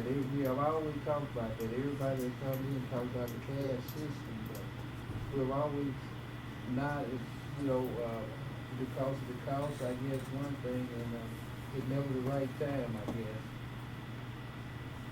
Go ahead, sir, I'm sorry. No, I was just, I think we all can agree with that. It's needed, it's very good. To upgrade to the point we should. I like the question better than asking because, you know, if I home to pay for it. Absolutely. And when we pay for it.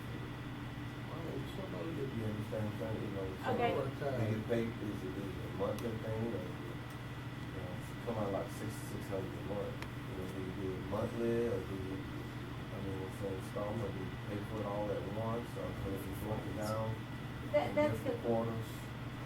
That's at your discretion with us. I mean, as far as, we normally get paid, we do the install and we get paid and then we do the install and stuff. But lots of people finance this. Lots of smaller counties are counties that, because budgetary restraints, that's an issue across the board in any state, any agency. That's always an issue. So you see lots of financing done. Could you have your people send to me the form that they use for finance? For financing, yes, sir. What we'll actually do is we'll have capital, government capital make contact, if you can give me an address or a card or something.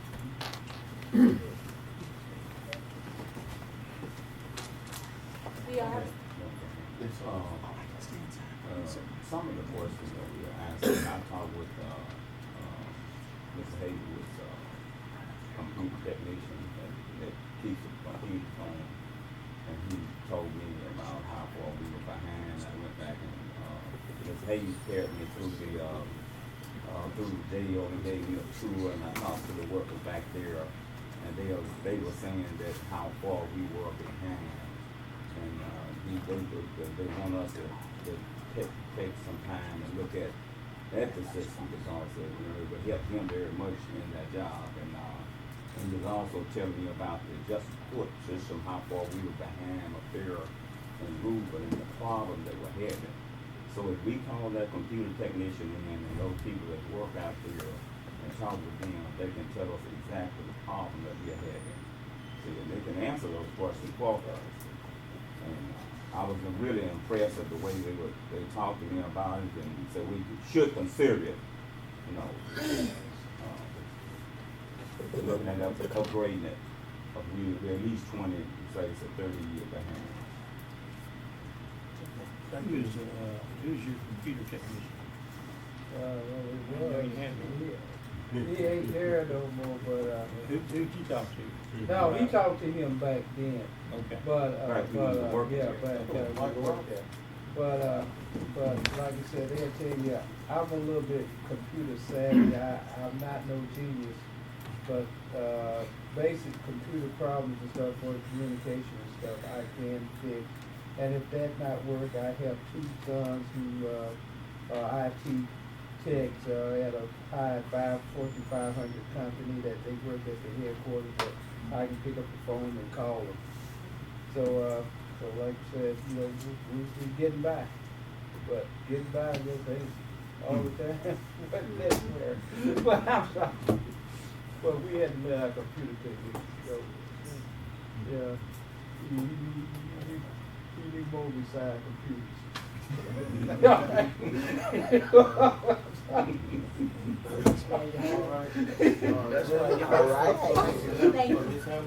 Thank y'all so much. Thank you. Dennis, I know that's a terrible way. Mr. Ron Howell. Thanks, Chef. Thanks, Chef. Morning. How y'all doing? Fine, Mr. Frank. What about yourself? First, I'd like to thank you all for y'all support that y'all been giving us. And the reason I'm here this morning is because we want to invite you all to a stand down. Stand down is something that we have for veterans. And what we do at the stand down, we have school. We have the original office from Jackson, the main VA from Jackson, the main VA from Memphis. And they do on-the-spot filing for the veterans if they need it at their need. And we would like to invite you all to come down and see exactly what we do firsthand. And also, we would like to invite you all to come down to Washington County on the 11th of November for Veterans Day. We're trying to get Sunflower County, Washington County, and Barber County all together so we can then combine as one and start having parades in these counties for the veterans.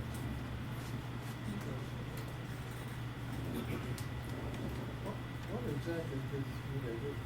What is a stand down? Stand down is where we get the VAs to come down, the original VAs, the office people, the folks to do the, if they not, say for instance, a veteran, you're a veteran, you're not in the system at a VA. You can come there, they can enroll you in the system, so you can start seeing the providers and all that. Yeah, sign your caseworker and all this.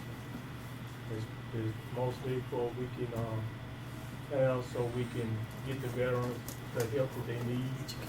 If they need to file a claim, they can file a claim right there and then, because we have people there for that as well.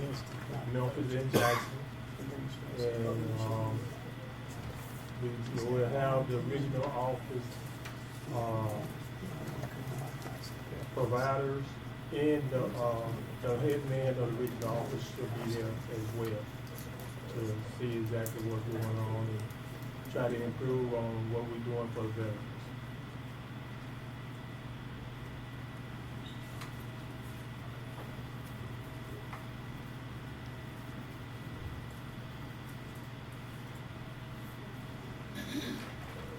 All right, any questions, any more questions?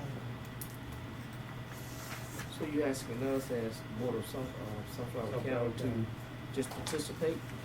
Really, you come down to the stand down, and the reason we invited you all down to the stand down because the board of Washington County gonna be there as well. And I'm from Sunflower County. Why should I invite Washington County? I can't invite Sunflower. Where it's gonna be held at your center? At the convention center in Greenville. And also we are asking you all to participate into the parade, but that's in November. So that's a while back, and we just wanted to make sure we give the notice ahead of time, and hopefully that we can have y'all there. So the parade is actually for $20 donation. Okay. You asked how much? For $20 on a registration form, the third page. the parade is an individual from the county. No, it's just for the county. If you gonna have the county in there, just get it from the county. Yes, sir. Let's do a board on for sure, how we go, we'll do a promotion, we, register with the veterans, stand down for $20. Second. All in favor? All opposed? Ayes have it, motion carries. We need to get copies of this to both our veteran officers. I got, as a matter of fact, I'm on it already, who's the gentleman with him? Yeah. He got one of my, flyers now, I'm gonna come down tomorrow as well and, give him some more, because I got more copies of it, I wanna make sure that the veterans know what's going on. And we cannot do it without y'all BSO. We have two veteran officers, we need to get Ms. Kirk on this. Okay, I need to meet with her as well. If I can meet with her, I know that Mr. Kirkman is looking for me, so I got to meet with him. And, Kirk, he was looking for me, so, you know, I wanna meet with him and let him know exactly what we're doing. Everything that we're doing is not excluding him, we wanna include him into it as well. Because we want him to know exactly what's going on, and, if there's anything that he don't know that we know, we'll be more than glad to help him with it.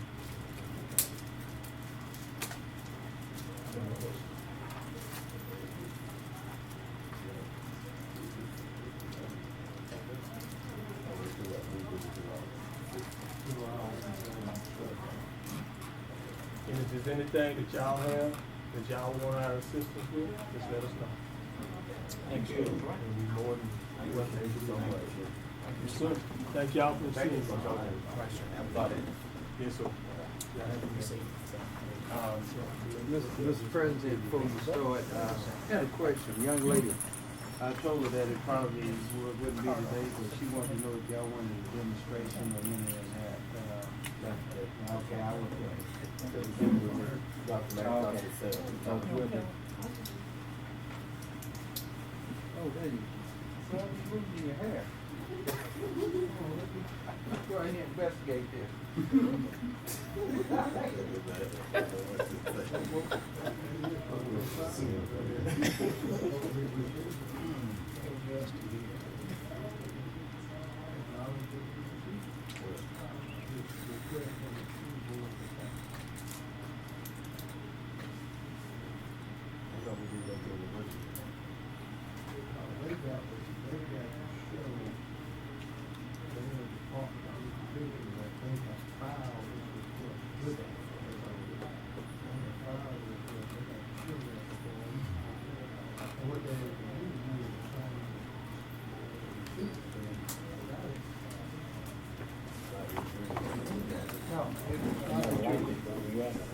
I think you're gonna have to do it. Actually, with Dr. Dace and I are supposed to have a meeting, so we're gonna meet internally. And I am going to ask them to repeal the $150,000 report, since they have $11 million in reserve.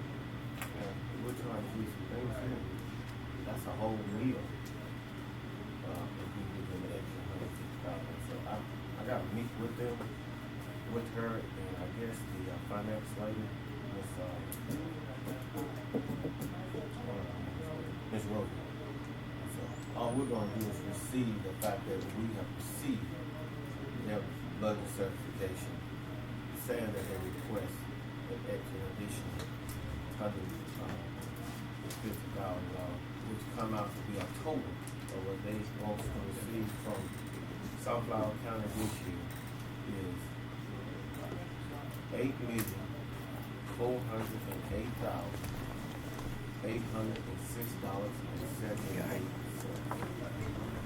Received it, a motion to receive. Motion. Second. All in favor? All opposed? Ayes have it.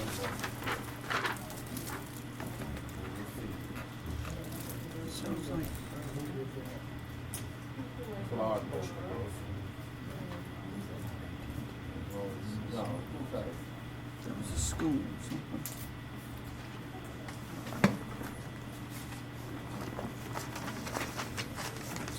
What is our whole budget? 15 million?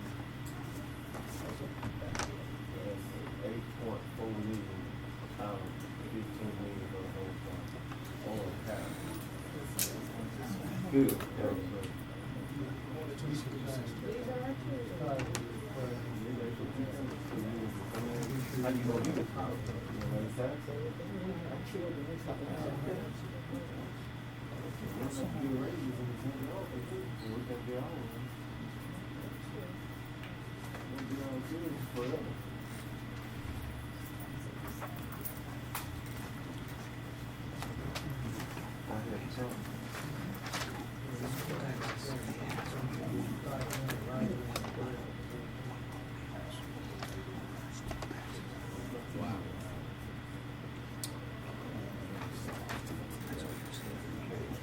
Okay, Mr. Norma Cooper.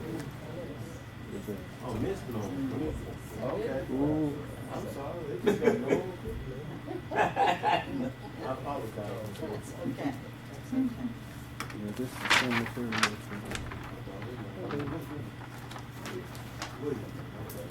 I'm sorry, I don't know any of you. I have spoken with Ms. Dickerson. Is that you? Okay, I've spoken with her on the phone. I'm Norma Cooper. I'm from Boyle, Mississippi. I was originally from Drew, and when I was there, I was Norma Vance. And I want to thank you for giving me the opportunity to speak with you briefly this morning. I'm here today in behalf of the families who have relatives buried in Sandy Bayou Cemetery, which is located approximately 5.5. You would turn left on Park Avenue off of Highway 49 West, and continue to the old Wiggins community, which is about 5 miles west of Drew, and then you would turn right on Long Lake Road, which is a gravel road, and continue on another 1/4 of a mile, and the cemetery is on the right. I'm here to ask for help from the county to clean and maintain this cemetery on a regular schedule. I had spoken to Ms. Dickerson, like I said, a couple of times on the phone, and she suggested that I come and speak with you. I tried to contact the Drew City Hall and the Drew Police Department to find out who keeps the records on the burials there, and no one could give me that information. But to my knowledge, there has not been a burial in that cemetery since 2000. And this is coming from a person who has done extensive cemetery searches and listings of the people who are buried there and whatnot. No one owns the cemetery. It's just family members who have tried to clean it from time to time, but we don't have the equipment, we don't have the manpower. In the past, previous District 5 representative would take a crew out and clean it up, would do a wonderful job. But it would be a long time in between the next time that it was done, and you go back and it's all grown again. And I'm talking about not just grass to the ankle or the knees, but head high. Head high. About 3 weeks ago, I was there with my nephew and his wife. We could not get in the cemetery. Could not even walk into the cemetery. So,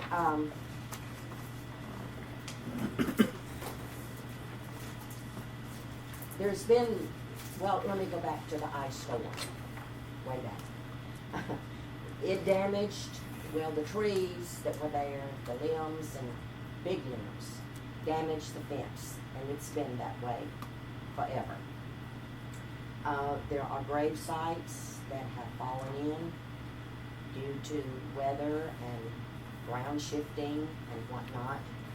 There are monuments in that cemetery that are of significant importance, being the Masons, woodsmen of the, what's it called, woodsmen of the there's a name, this is, World. of the world, you're right. I can't remember all of this stuff. My mind is getting boggled with, I have other issues that I'm dealing with at this time.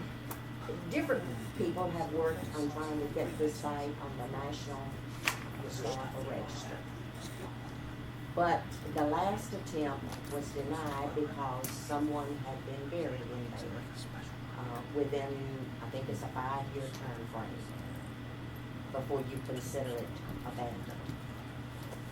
And, but in records, we know that no one has been buried, at least to my knowledge, no one has been buried there since 2000.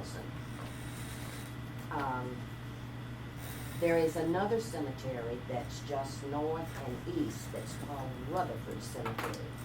It's on the top of what you would think of as an Indian mound. That cemetery is on the National Register. That's a yellow fever cemetery. No. This cemetery, Sandy Bowles Cemetery, is the Yellow Fever Cemetery. Now, I'm getting this from research I've done on the internet through websites with genealogy and with cemeteries that have been plotted and that kind of information. The date that they were notified was August 2nd, 2004, that it was on the National Register. I do know that there is, it's called Chapter 425, House Bill number 780, addresses abandoned cemeteries. And we meet at least 3 and possibly more of the criteria for that. So, like I said, I'm here just to see if we can do something to help get this cemetery where it should be. Like I said, we've had my family, other people who have family that's buried there. We've been in there time after time trying to keep it in a shape that it's just too much. It's too much for 2 or 3 people to take care of. I cannot give you the size of it. I don't know. I can't give you how big it is, but it's a pretty good size cemetery. And there are grave sites in there that date back to the mid-1800s. It's an old cemetery. My mother, my father, my grandmother and grandfather, and younger relatives back, way back, are buried there. Yes, at one time it was called the Yellow Fever Cemetery. I can remember my mother telling me that when she was small, they would all have to take quinine tablets every day to keep from having malaria because the mosquitoes. We think we have mosquitoes today, but I'm sure there were swarms of them back then, and they slept with mosquito nets. That has nothing to do with the cemetery, but Can I tell you what we've done in the past? yes, please. I can't remember the name of it. It was not this cemetery, but we had a request to clean it up. And I did a fair amount of research on what the county can do legally to do so. And what I came down to was having it declared a historical cemetery. Not necessarily on the National Register of Historic Places, but having it declared a historic cemetery by the Mississippi Department of Archives and History. And of course, to do that, you've got to show them something that's historic about it. Probably you might get by with just the fact that, okay, you got people buried out there since 1800. Well, that too, But if you had some one of the specific- criteria is to have veterans. There are veterans You buried got all there. that there. Yes. Then what we did was, we made our application for this cemetery. It was in District 4, but John Holder wanted it. We made application to the Department of Archives and History. The people provided the information, I just wrote it up and sent it down to them, and they approved it. Yeah. And they sent back an approval for cleaning of this cemetery as a historic cemetery, and they also sent back a whole long list of things that you do and don't do when you're Yes, cleaning. In other words, you don't break up the stones, you gotta preserve all that sort of Yeah. stuff. That designation authorized us to use inmate labor to clean the cemetery. That's how we could do it. That's what the board wants to do, and you can supply the necessary information. Well, that's what I was gonna say. How would I get the form or whatever that needs to be filled out? Just from the Department of Archives and History? And, you know, I don't remember what I got from it. I can tell you this, I got a file on it, and I can find it. It's not here, it's in my drawer, but I got a file where we've done this. What do you name, sir? My name's Johnny McWilliams. I'm the attorney for this board. Jerry, And if they direct me to, I'll be glad to work with you and help you try to. can we also, let's make this clear, we want to clean and kept. Clean. Well, According to what we did for Mr. Donahoe, I think we did one on, Back Road also. We just cleaned it one time. I didn't think it provided for us to. I think what it allows you to do is to clean it, and in other words, you won't have to go back to get authority to do it again. But it doesn't obligate you to say, okay, well, I'm gonna go out there every month and weed eat, mow, and, you know. You don't Say have that's to. it. You don't have to go out there and say, I'm gonna weed eat and mow. And, in other words, you don't have to maintain it on a monthly basis. All that this designation does is allows you to spend public money to clean it, and you could do it at your own discretion.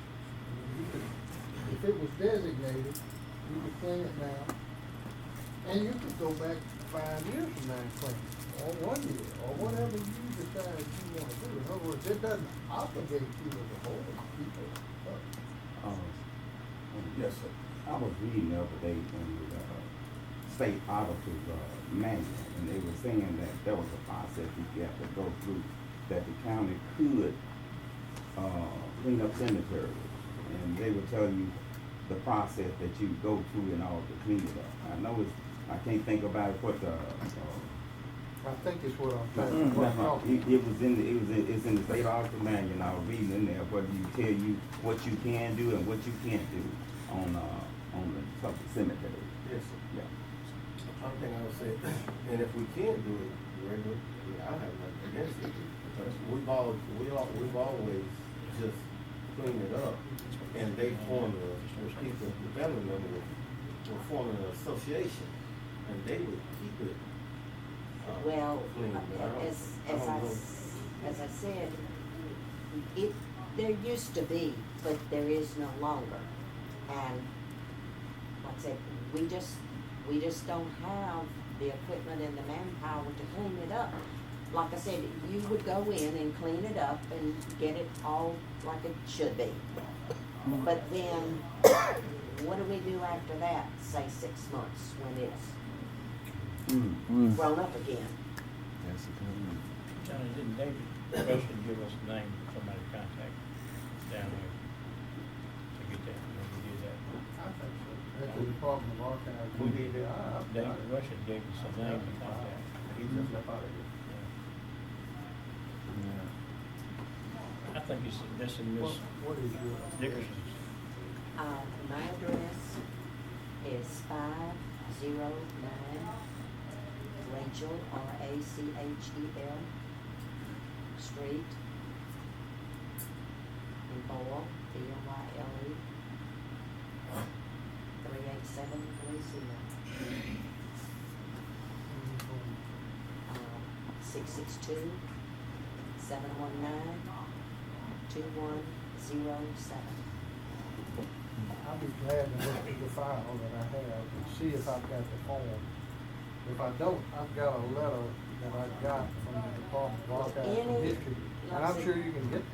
Any information that you can give me that we can do something to preserve what's there. You know, to keep it up and to keep it so that people, when they wanna go to the grave sites. And I'm happy to do that, I understand it, but you have to understand, like Oh, I- Mr. Hall said, I you know, you understand got what to you're have saying. some live people who wanna help too. I understand what you're saying, and it could be that we could, you know, get enough people around if we know a time and a day when someone else is gonna be there with the machinery or the equipment to help do all, it's not something that just a regular lawnmower can do. So in the past, did we take equipment out there to get it done along with the inmates? Well, I'm sure there was something that they had, did some kind of big mowers or,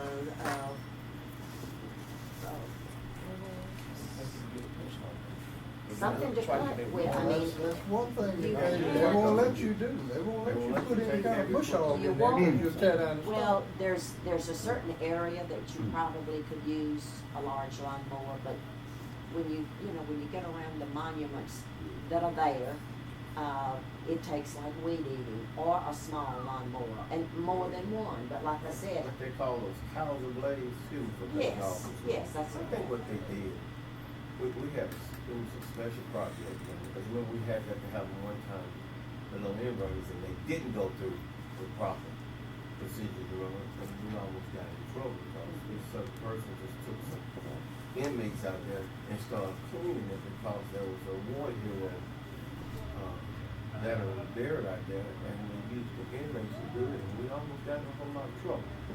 Because it had to come before the board of supervisors, you gotta have a board order to do it, you have to meet this and meet that, and they just went and cleaned and did it properly, and we almost got in trouble about that. So, Well, I mean, only thing, I don't- we're not I hesitant don't on want doing, you we to just do- wanna make sure we do it right. I don't want you to get anybody into trouble. Yeah. I'm just looking for. I've seen too many cemeteries. I'm just go looking for some help. abandoned. So My, Jonathan, we can help you with the beginning, I guess, Okay. what you're saying, let's go I through know the file. after my mother and my father were buried there, my husband and my mother-in-law and I went out and we tried our best, but, we wind up with poison ivy all over us, nearly died at the hospital. I think your first step is to get it declared as a Well, historic I cemetery have by a Mississippi person Department that of as Archives. soon as I get back home, I'm going to send her a message and say, get busy. She did all this work up several years ago. And like I said, they were not granted the, historical site because of the time frame of someone being buried there. Well, like I That said, may be national. I guarantee As- you can get the state. as far, Sandy Bauer Cemetery is historic. it is. That's like, yeah, I know I lived in Drew for 28 years. Okay, then And you know where I'm coming the from. Sandy Bauer community was the same thing to Drew as Eureka. I mean, you know, a little bitty small place and it All right, kinda then went out you and Drew know became. You know where. Eureka was a small place that went out and then it all became. You know where the cemetery then is located. Oh, yeah. All right, just before you get to there, that's where my father farmed, Sandy Ball Farm. That's the old R.O. Smith. R.O. Smith, the store was there, it's all gone now. The house is still there, but no one lives in it. But like I said, this cemetery is, I'll call you when I find the do. file. Compare notes in it. If I can come back and meet with anybody, I'll be glad to do that. But I just appreciate you giving me time and the consideration, and, I do thank you, and, well, I wait to hear from you. Thank you so much. Thank you. Ma'am. Thank you.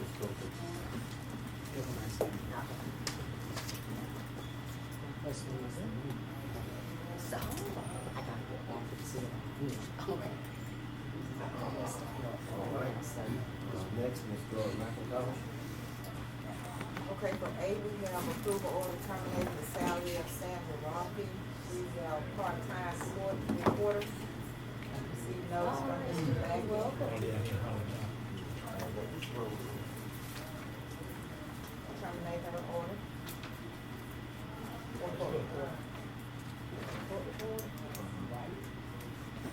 She's no longer gonna work.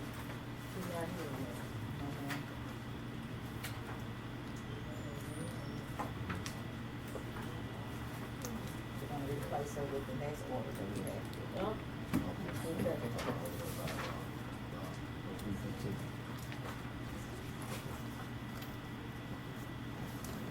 We'll check it out. I'll get you guys the board today, okay? All right.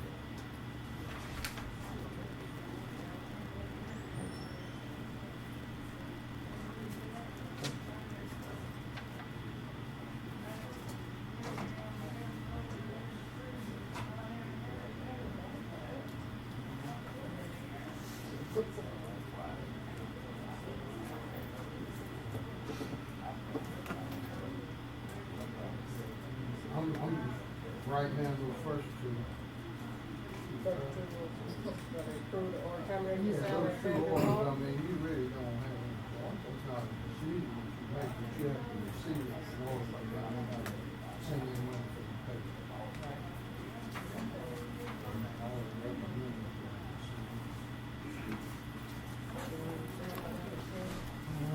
What's the price? Okay.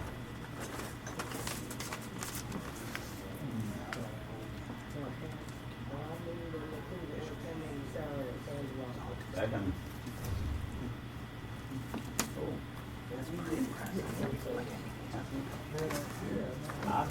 Okay. It been moved in second, that we approve the on the termination of the salary. Of the salary. Sandra Box. I have no kids to see. All in favor? Guys had motion carried. Okay, B, approve order setting compensation for court reporter, you that, Brenda? Yes. She's trying to get on the phone. She's been hired. Employed, She's been employed. Yes. Yeah. This is in order to receive setting up her salary. No, come on, what was that we were on? We pay her Well, percentage. you We pay- pay her percentage. a portion. Oh, We pay a percentage of her salary. We pay 18. 18.5%. What jail she work? In Washington. I thought we paid for, okay. I always thought we paid for the jail. Warren County, so the entire night. Make a motion, we receive the court judge's order. Second. All in favor? Aye. All opposed? Ayes have it, unanimous carried. Well, I just had a misunderstanding, I just thought we paid for Judge Wellaby and Judge Carroll, this is Judge Hines and Judge, Smith. I didn't know we paid for Judge Wellaby. That's just oversight. Receive letter of thanks from Mr. King. We have a letter in the packet from, Melissa Pope-Gibbs, the director, executive director of Beauty King Museum. She's thanking us for the $25,000 appropriation that we sent to them in May. so moved. That's Okay. I don't want to- You don't have that. Between Bridgestone and Rosedale. Budget, looking at budget, I'm bringing to your attention that there was an interfund loan between Road and Bridge that has to be taken care of before the end of next month. So the $150,000 going back to the bridge fund from the road fund. That is most serious. I don't know where you're gonna get that from. Do we have it in the road fund? My recollection is, Well, what we normally do is the taxes should come in last month, as not the first part of the gas tax. We usually pay this loan back off gas tax. okay. I was just thinking, it was done in December, and it was anticipated that taxes were gonna be collected in December, January, on real property that paid off. It hadn't been paid back, hopefully you get that gas We tax. normally do it. It got to be paid back by September 30th. But it, gas tax comes in the end of August, first September. Well, Well, I thought it'd be the end of July first, you probably right. It'll be here this month, more than likely. And when we get that, it used to be about 300-some thousand. Last week, not as much as rest of it. It's normally, It was about 300-some thousand. And when we received that check, we deposited in the road fund, write a check from the road fund back to the it usually not a problem. We need to have an order. Board needs to say, pay it back. I'm glad you brought that up. So I'm scared. That's it, man. Okay, E, review order appointing full-time intake officer Kathleen McLean. You all wanted me to bring this order to show that Judge Weathersby had increased her salary in November 2015. That wasn't a question of increasing her salary, it's what her salary was before we got it. Because we had two different figures. Because what it looked like, when it's supposed to start out being increased $5,000 for that year. But it seemed like it was $8,000, it was like $9,000. That was my, we did an order. Should be an order increasing it for $5,000. I don't know where that 9 comes in.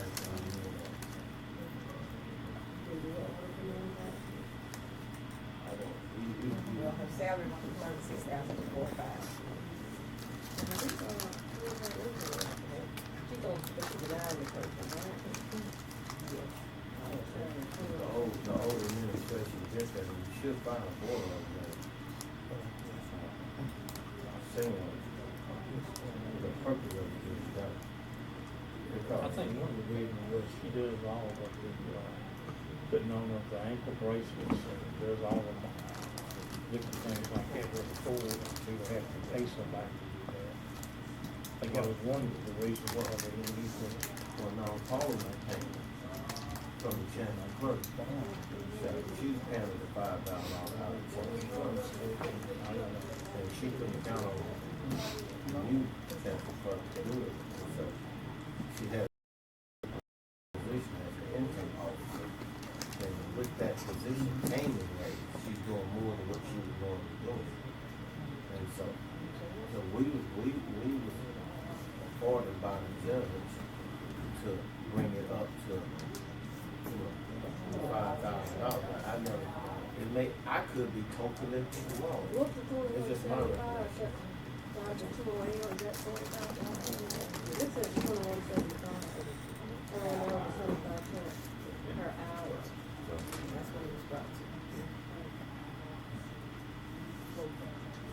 Yeah, but if the judge is asking us to, this has to be a separate order from what we did last year. We did this in December last year.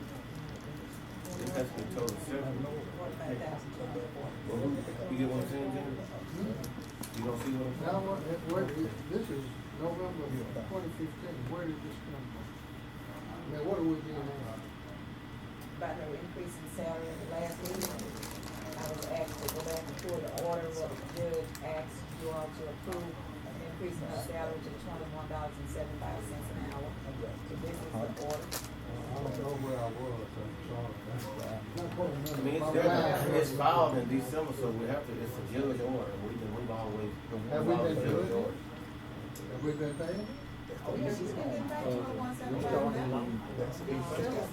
As we were ordered to do. So why is it coming up then? If we already You all asked me to bring the order, you didn't remember doing this board order. You did not remember the judge bringing it to the old order. You asked me to pull it and bring it back at the next meeting. We're gonna have to do a new order. You said? I'm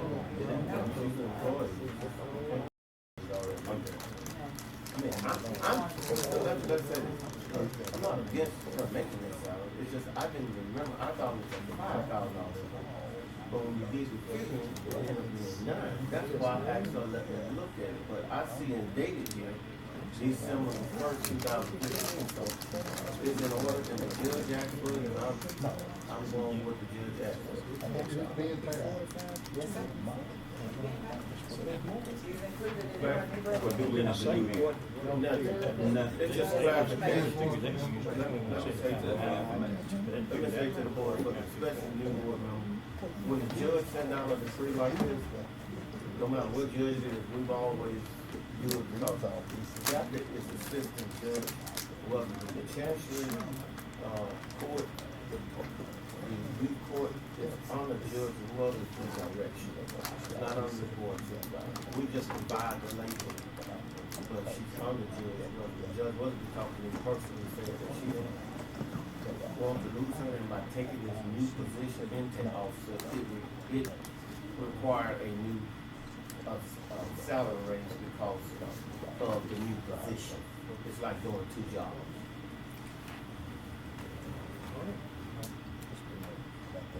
All right. Walmart responds to immunization for employees. Okay, at the last meeting, Walmart, Sarah had called and asked if Sundown County would be a location, central location for all of our employees to receive immunization. We are asking to ask her if they could actually just get it on Walmart rather than have them come here. And they said that would be fine. If they were to come with their badges and say they're Sundown County employees, they would give them all the immunization that they want. Starting in the flu season. We did that, keep us out of line, we want nobody to get immunization on county yesterday state. Walmart did it. Petition to travel, G. Okay, the first one being Grant, I already authorized him to go on July 20th. Ben Grant. And we have another one for Ben Grant, August the 9th. No cost to the county. August the 10th. August the 17th. And he did give me a schedule of all of these dates. A motion that we approve these travel and no cost to the county. So move. All in favor? Aye. All opposed? Ayes have it, motion carries. You also have one for Gwen Cornell.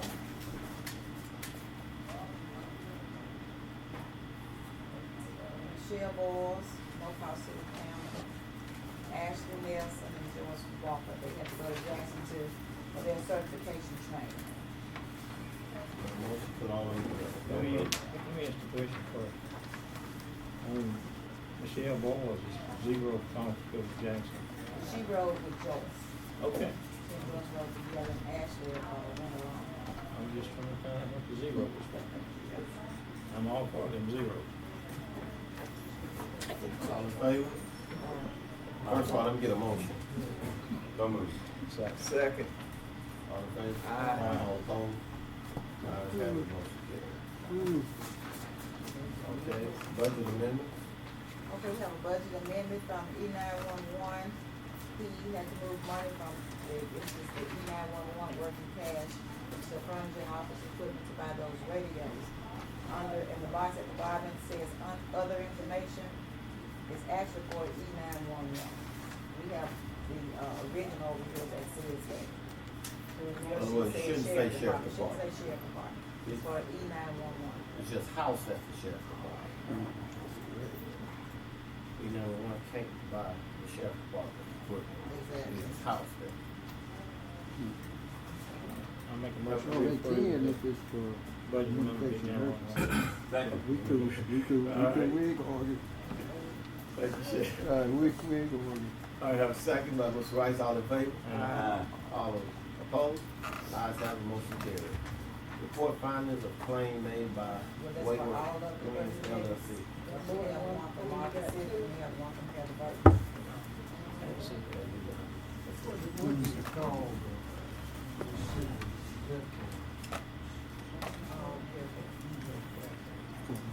Budget amendment for Ms. Sibley and Ms. Lewis. Another vote. You check it, okay? Yes, that's fine. Can we amend that budget? Okay. Do it. Motion on it?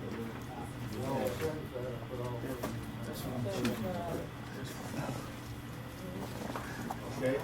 Claims made by Wayward Williams LLC. Right, they found a claim against the county saying that we owed them, they purchased land, and then the owners redeemed the property, so they were entitled to get their, refund, and they did not receive their refund. Based upon the investigation, the parcels that were sold, they were actually sold to Wayward Winds LLC. The refunds went to a Sheila Gannon of G&L Properties. True for each parcel. And you have the council checks so that they went to Sheila Gannon. Why did they go to Sheila Gannon? Was it a mistake, or is she tied into it somehow? She's not associated with Wayward Winds as far as our investigation shows. I think it just, Why it went, I don't know. this happened in January of 2015, I think. Well, some of it Some of happened it's in 2014. I think it was just a mistake. They pulled the wrong parcel up, and it went to the wrong, that's what I think. I don't know how to explain that. That's out of my league.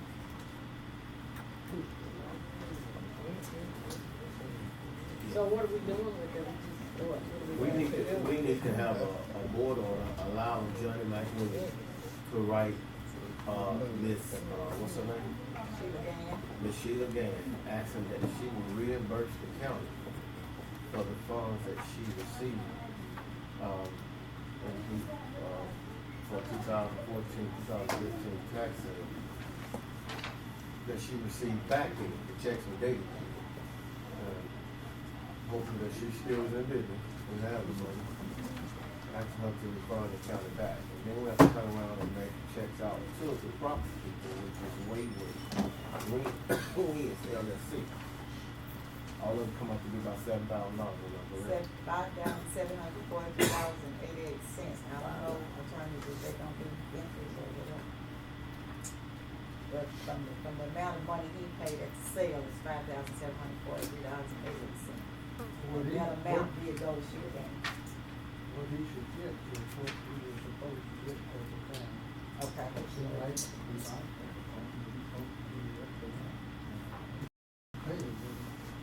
I need a motion going to pay him now, and then it's up to us to recoup our money back from Miss Sheila Gannon. I have a motion that we pay Wayward Wind LLC. Motion by Mr. Hall. Second. Second by Mr. Clark, all in favor? Aye. All opposed? Ayes have it, motion carried. Also, That motion, Johnny's gonna write. we're not gonna make that now. I got a motion that John will write Miss Sheila Gaines, asking that she will reimburse Sunflower County with monies that she received in the amount of $5,700, $57.43 be returned back to Sunflower County that she received mistakenly. Motion. Motion by Clark, second by, motion by Mr. Clark, second by Mr. Rice, all in favor? Aye. All opposed? Ayes have it, motion carried. Yes. May I ask a question? Yes. Okay, that was $70, whatever $100 it is. What about if that had been? 57. What about that had been $100,000? And as a taxpayer, I have to pay that back because of some error, and we have no clue from what I hear y'all saying what took place. But as a taxpayer, I got to pay it back. You got everything. To answer your question, 2014, 2015, this board cannot say what happened or when it happened or whatever, and that happened, it didn't happen with the board of supervisors. But if we owe somebody, we still have to tell them. I guess, now I can give you, we're human and mistakes are made every day, you know. I'm not trying to be facetious, but I'm thankful that it was caught and we found out who it was paid to so we can recoup it. For example, they put too much money in my account and gave the bank. And they didn't get it until they did the auditing report. But I told them ahead of time, and it was just a mistake. They got the money back, they recouped it. I understand that. I understand everything you're saying. But it's not guaranteed that we're gonna get the money back, but the taxpayer still got to pay that money. So, and I think everybody heard pretty much what I said. I could live a lot easier with a $5,000 versus $100,000 because it was an error that was made in early. But as a taxpayer, I'm not satisfied with where we are, what took place, because we're just dismissing it like, oh, okay, we made a mistake. Whoops is not a good definition when I got to pay it out of my pocket. It's just not a good definition. What would you like for us to do? They gone. Can I answer? That office is bonded, and there is an omission clause in there. So, I mean, that can go back on the bond. It's not gonna cost the taxpayers something like that. All right, well, you answered it then. That's gonna go back on the bond. If I'm hearing you correctly. On the person or the bond? On the person of the bond. That's gonna go back on the person of the bond. Or the bond. But first thing, we have to do due diligence in trying to collect it. I understand that piece. Yeah. The piece that I was concerned with is who pays that back, who actually, and you answered it when you said the taxpayer doesn't have to pay it back because it goes back on the bond. So you answered my question. Sir? We originally pays it back. The county got to pay it. But we get back and recoup it from the person or the bond company. But this check will be written from That's here. good. No, I think the check should be written. I'm not questioning that. My question was, and we've already established it, and I just wanted to know who will have to pay it back. And it was explained to me that someone is paying it back other than the taxpayer. Even though it was a mistake, someone is paying it back other than the taxpayer. You've answered my question. What if that person is not here? It doesn't matter. I'm talking. It doesn't matter according to the answer I just received. Somebody's paying it back other than the taxpayer. But they're not bonded. That person here, they still not bonded now. The person in the beginning was bonded. Right. So we haven't established who it was on, other than it was done during that time. But they're gonna still have to go back to the bond if I'm hearing Mr. Holmes correctly. It's still gonna go back to that bond, and the bond will pay it. So with that, I'm satisfied as long as somebody else paying it other So than Johnny, me. it's a bond retroactive. I like to know. I think, well, after you get the bond out to look at it to This see is exactly what it 2014. covers. But most bonds are by county official. So, not back bond. It says that if she performs her duty, then it's of no force and effect. Otherwise. Sir, I can hear you. Let me just simplify it. Okay. I think the bond covers what happened during the time you were in office. Okay. In other words, her bond, even though this took place in 2014, Okay. the bond of the elected county official in that position in 2014, I believe would cover it. That's who we'd make the claim against, for certain. Okay. Well, I would like to know at the end of the day, at some point, who ended up paying it back. I would like to know that. Well, and I think, I've told the board this morning that, as far as, I think you're doing the right thing, to write this lady a letter and demand that she pay the money back. That's correct. Hopefully she will, and it's all well and good. Everybody's happy. If she doesn't, I would have to file a suit against her to pursue her and try to get the money, get a judgment, take her property, do whatever. You're gonna spend more than $7,000 in lawyer fees. That's so. And I respect that, and I'm glad that that's gonna take place. place. That's what wasn't clear to me. Anything that the board is doing that's going to recoup that money without the taxpayer paying it, I respect that, other than whoops. It happened, because I respect that. And by coming, I will keep informed what's happening. I respect First order that. of business, I guess you should get the bond out, let's take a look at it. But first order of business is definitely to write the lady a letter. That's what we did. Please send the That's money what we back. did the board order for, to write and ask for her to pay the money back. That's in She doesn't send it back within a reasonable time, we got to decide what to do next. What bond would it come from? Well, we have, public official, liability bond, we have every public official has to file a personal bond. You have to go get a bond before you can get to be supervised. Chancery clerk has to get a bond before she can take over the office of chancery clerk. So that's the bond. So, did we answer Glenn's question? He said, is it retroactive? In other words, it covers the period of time when that person was in office. We had, the reason I know that is we had one that was sent and asked to cancel the bond. I think it was Jack Adams. I think it was an old tax collector. And we were asked to cancel the bond because he was no longer in office. And when I went and looked at the bond to be sure we weren't going to have any problems about it, because I had the same thought that you're having right now. What about it? What if a claim comes up later on? And the cancellation paper said, all we're saying is we're canceling any liability from the day they left office. We're still responsible for anything that happened while they were in office. So I think it is going to be retroactive. Yeah, but Johnny, I think you have to make demand of that public official before you go through the budget process. I think that's. Well, you may. Yeah, I'm not certain about that. I haven't gotten to that. I'm just going to write that up. All right. It'd be a lot easier if they pay it back. No problem. But I would tend to think if you spend money that's not yours and you know it's not yours, that person do it with their money. Well, you know, I think about this, and I'm hopeful that she didn't. Apparently she was a tax sale purchaser.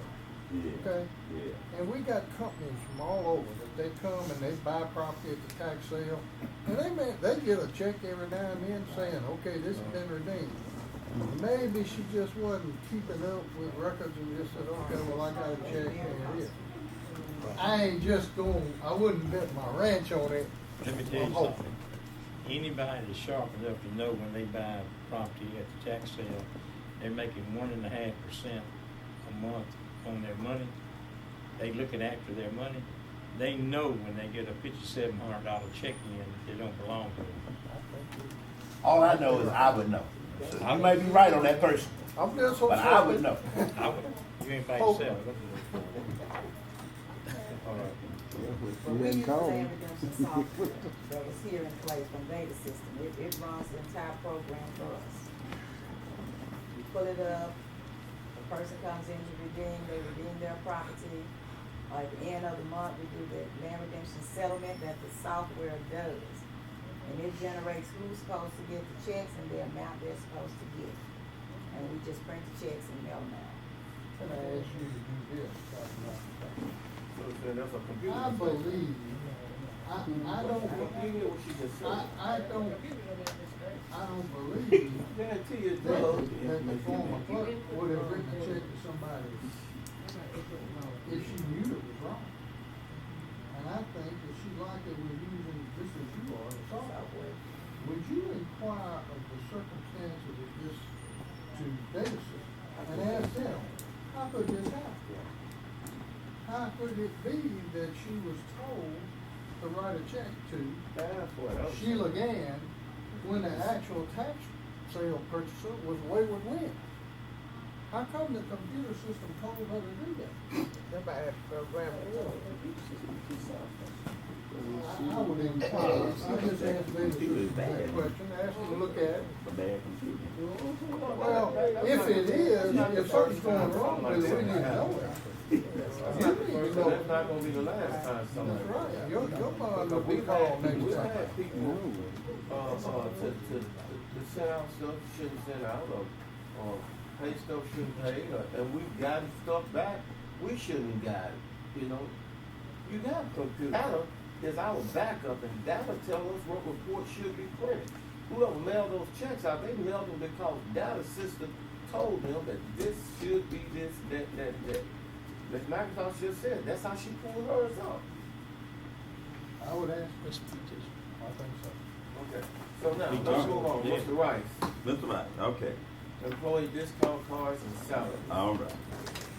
I'm gonna make it easy. Then it say he loved Leroy. Okay. And this is the reason why I put this on the agenda, because it says here that the Mississippi Association of County Employee Discount card program provides all county employee discounts on services such as car rental, hotel stays, cell phone service, and prescription medication. The program is open to anyone currently on county payroll. And this card is free. The only thing we have to do is someone have to be at the meeting in Stockville that they're having, the Mississippi Association of Supervisors having a meeting October the 24th through the 26th in Stockville.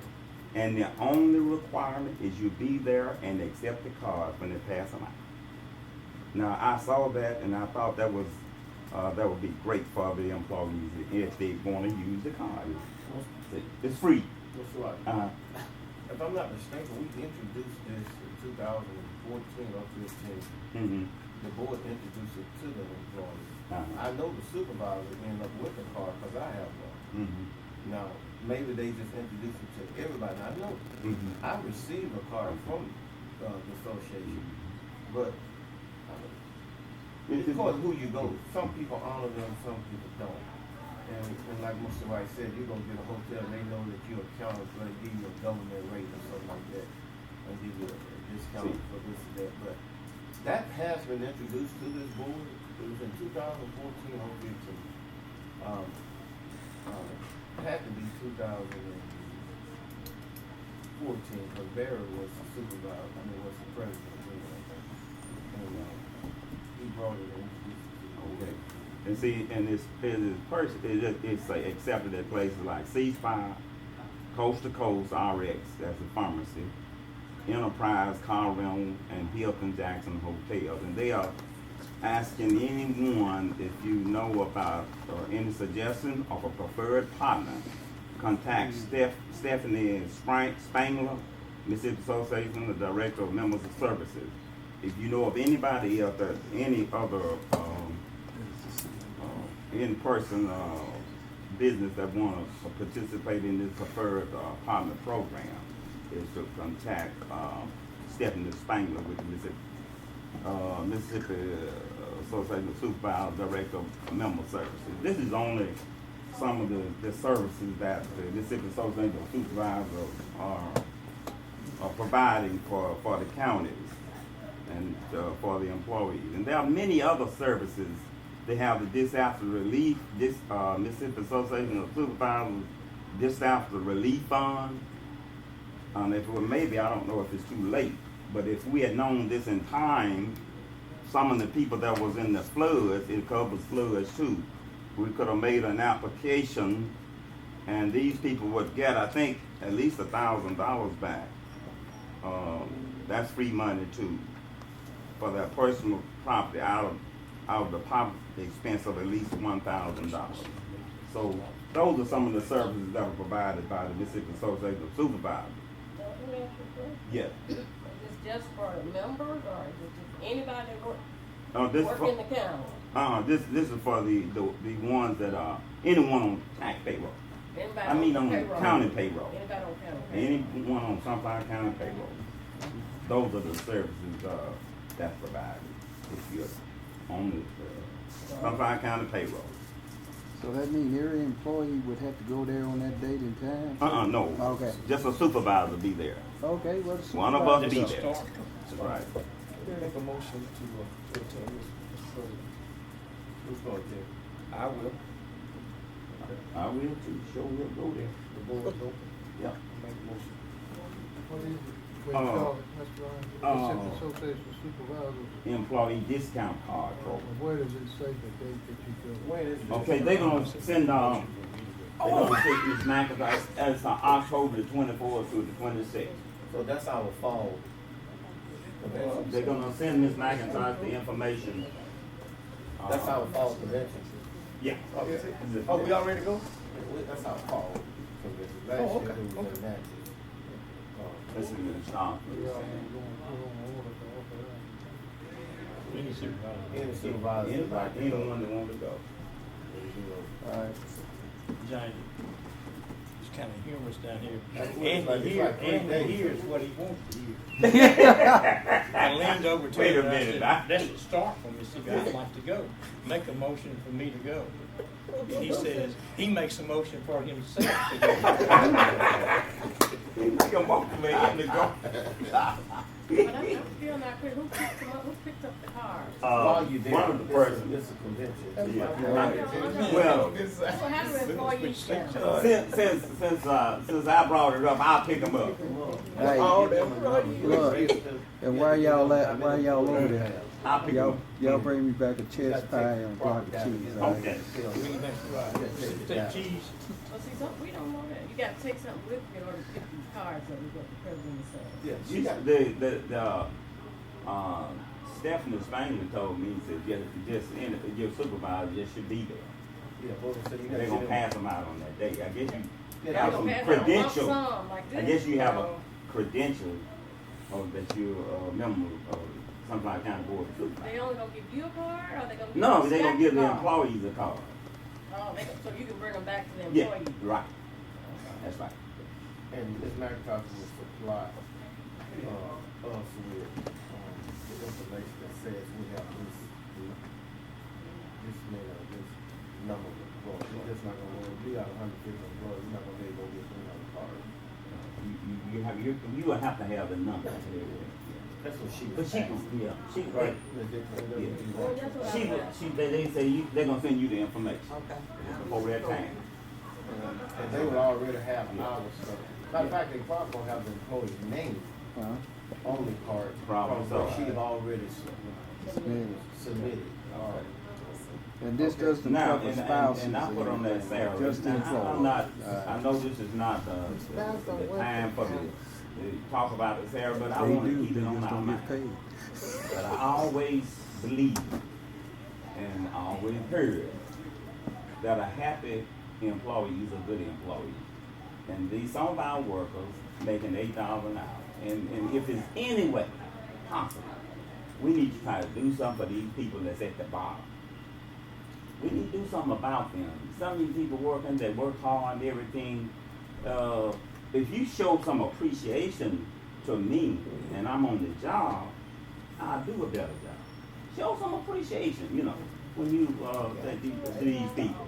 They work hard, yeah. Mm-hmm. Who makes $8 an hour? Something But, like that? Who makes $8? I think I've seen Mr. Bounds have some people that he recommended. But they just there when they start, after they 90 days, the sheriff's gonna bring them up to $9 or $10 an hour. Well, that's still. Nobody makes $8 an hour. Well, that's what. Maybe you just start them all with more than $8. That's 90 days. We can't tell the sheriff to do that. Well, we recommend it. We don't tell. You know, we don't tell. But at least you can do something. See, now that's what I'm talking about here. We trying to do something to make the employees feel good. And that's what we're trying to do. I'm not gonna tell them anything, but you know, I go recommend to it. You know, I'm not gonna tell you. I won't tell you what to do, but I can, you know, I can ask you. You know. It's all right. You know, Yeah, like it's I said, fine. we ain't gonna fall out about it. No. We gonna drink some Kool-Aid together and be happy. The lowest All person right? on the We road gonna drink department Kool-Aid. make $10, and they make up to 11.6. So that's why I asked them to make it. Well, maybe we need to start them off with more than that. This board is only responsible for justice court, the road department, and the county department. We're not responsible for tax,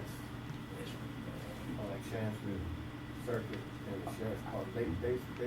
They set what they pay these people. We can't tell them. So whatever they got on their budget request, that's what we give them? No. Hey, if that was true, I'd be one happy individual. But see, don't get the wrong understanding. I understand this. I want y'all to understand. Whatever they want, they pay. Look, this is my last thing. Last thing I'm gonna say. I understand about these people responsible for their employees. I understand all of that, but I'm just recommending these things and putting it on the mind that we need to recognize our employees. I'm talking about the one we hire, and I'm talking about Barbara His too.